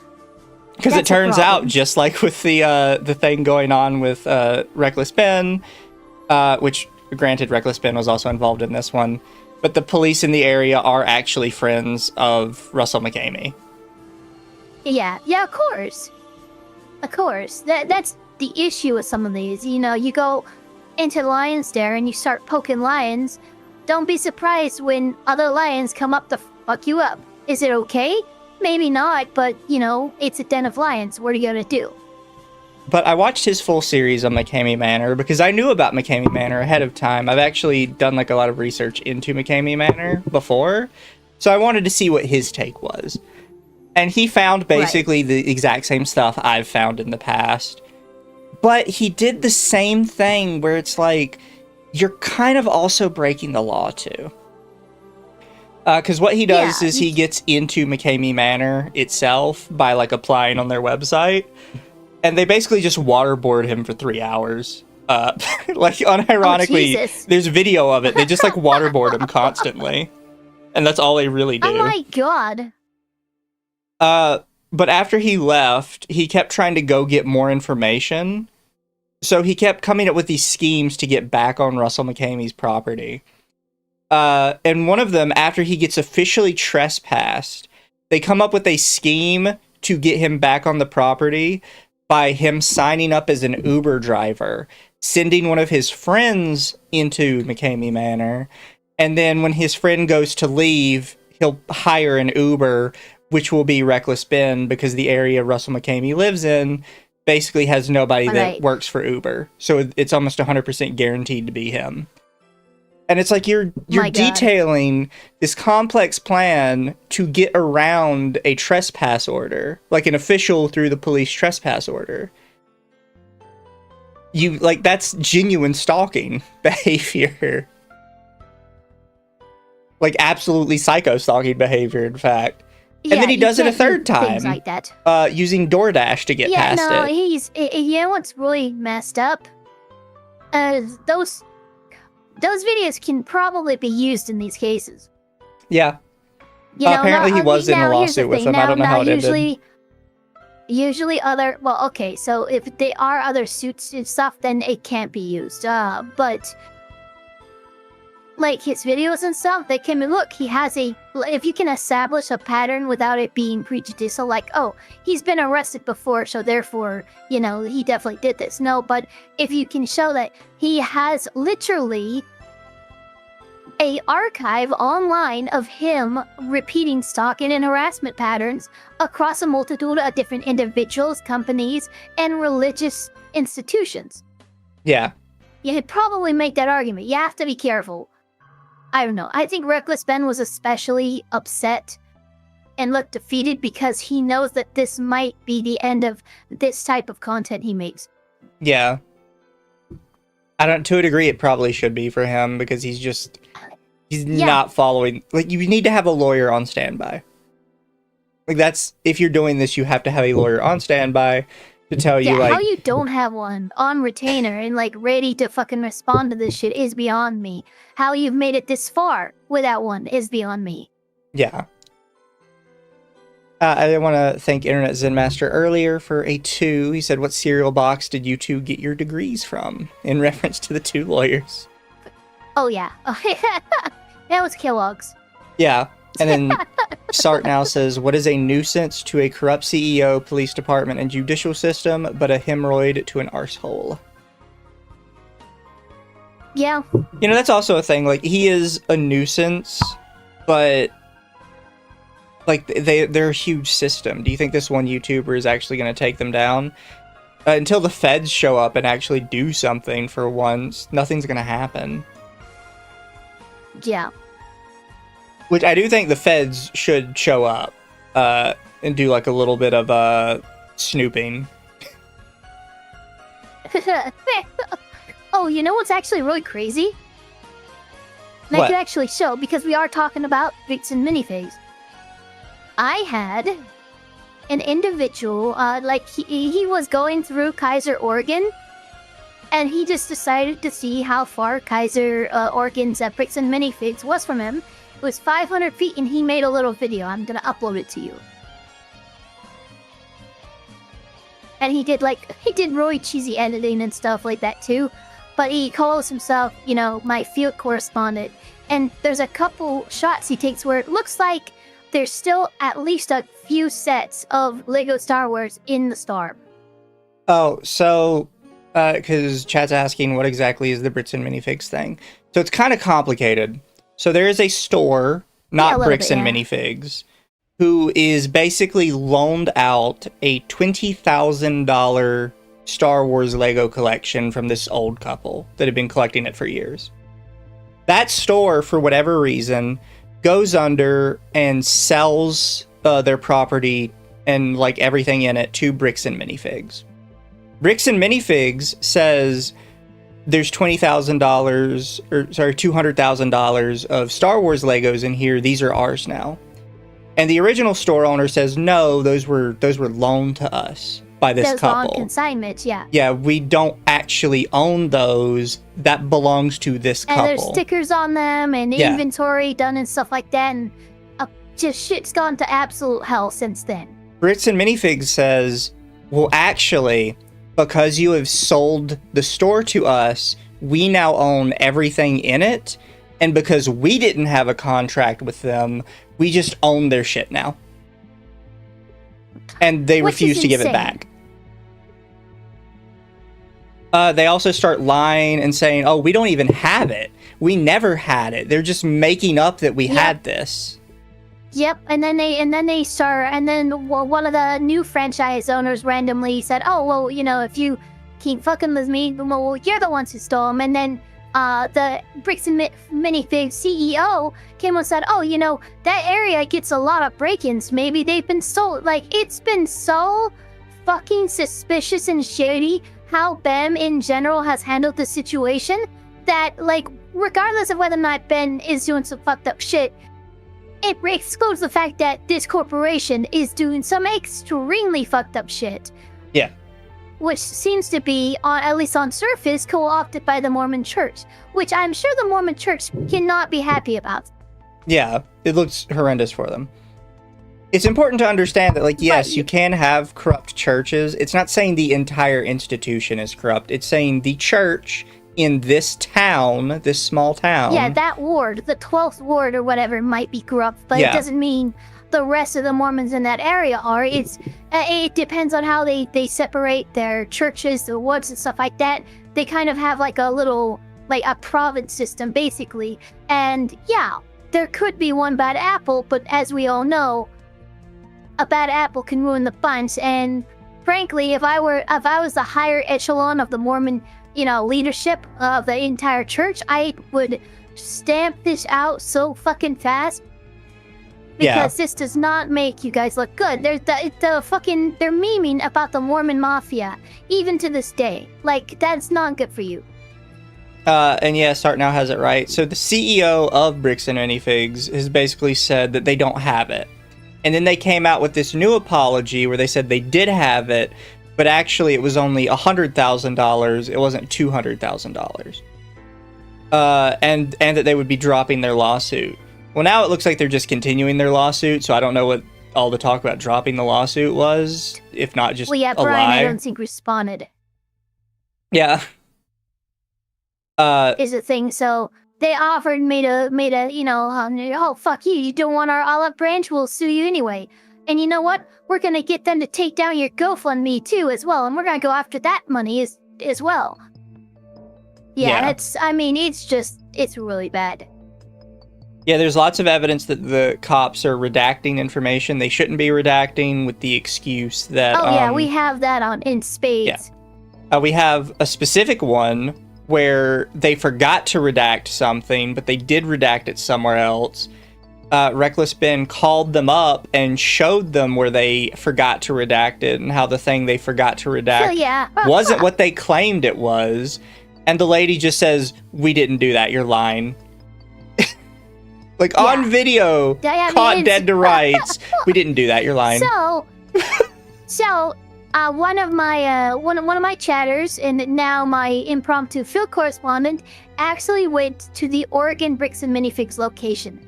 It's only, let's see here, a minute and 30 seconds long, but here is what's going on. And I'll click play for you guys on my end. Yeah. Oh wait, where is it? Oh, hold on. I said it to you. Hold on, let me... Oh yeah, I got it. You wanted me do to the shirt play screen. it for chat? No, I got the shirt screen. I can do shirt screen. Okay. You can if you want, but I'll just do it through shirt screen. Makes more sense. But here we go. Oh wait, I'm gonna have to set it up a little bit. Oh. Because I did not have a specific thing set up for it. This one capture it just fine. I have so many windows. Yeah. I know that feel. Noise. That's close enough. Hello, resident Oregonian and Elfire News Network field correspondent, Poetmancer, coming at you from Kaiser, Oregon. Yes, really, this is the Bricks and Minifigs, the one there you're it thinking is. of. Now, it hasn't been vandalized or anything. They still have the Star Wars promo shit on there. Yep. There's no graffiti, much to my surprise. There's nobody hanging around filming and farming for clout other than me, I guess. But unfortunately, I can't stick around because I am in restricted parking. And unlike a lot of people involved in this case, I actually don't love getting arrested over and over again. So I'm going to be headed out. But I will continue to monitor the situation. Shout out. I will let you know more. It So comes originally I was over gonna send here. these separately, but I might as well just put them in the video. These are images I took of the back. You can pause and examine these Okay, so if you want. I think there's one more that'll be a little bit closer. Hold on. Is the street-facing storefront or whatever. Nope. Okay, there's one set right there that looks like Darth Vader and whatever you something wanna call else. it. The only other thing of And note then is there was a there's woman one walking more. her dog. Oh, hold on. Stopped and gave the. Darn it. Ava's struggling.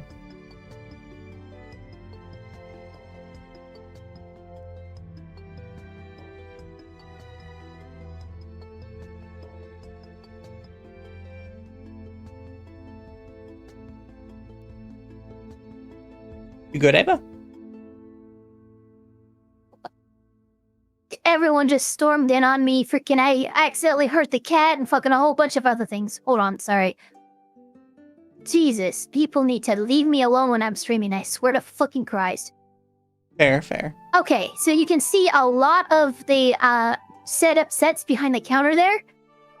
Ella looks pretty stocked right Stink eye. there. I kind of wanted to talk to her because she seemed like she knew what it was, but I'm terrified of women, and I was leaving anyway, so I left. Yeah, it was a funny story. I just happened to be in Kaiser on something totally unrelated, and I pulled up my Google Maps and was like, I wonder if it's close to Bricks and Minifigs, and it said it was literally like 500 feet away, so I just went over there. Yeah, it was like 7 a.m. yesterday when I took these. But yeah, there you go. I thought that was cool. That was a cool little thing someone did. Little follow-up, you know, from our own chatters. It's pretty cool. Yeah. I mean, if you're nearby, it's cool to look at it. Don't go around fucking with them though, because you're gonna get arrested by the Mormon Mafia. Yeah, you don't want to get... I mean, Salem, Oregon, maybe a little bit more safe there. But if you're messing around in Utah especially, don't do that. Yeah. Now I need to find out where the cat is after we end stream and stuff, because I moved the desk. I think I got its tail or something. Oh, I see. Well, then I mean, we could stop there. I can search for someone to raid out to. Let me see if my rating is even working. I could raid out to Rima. Oh, nice. I'm not doing that. My monetization has been automatically made limited for some reason. Ew. Ugh. I don't know why. I will send you guys out to rating at least Cinder. works now, so I like Cinder. yeah, I'll raid out to Cinder as well. By the way, chat, don't forget we will be back tonight for some Cardboard Crack streaming. I have another special package of Japanese cards, so I'll be opening that as well as some other stuff. But bye, chat. I love you guys. We'll see you all later. Alright, chat. We'll see you later.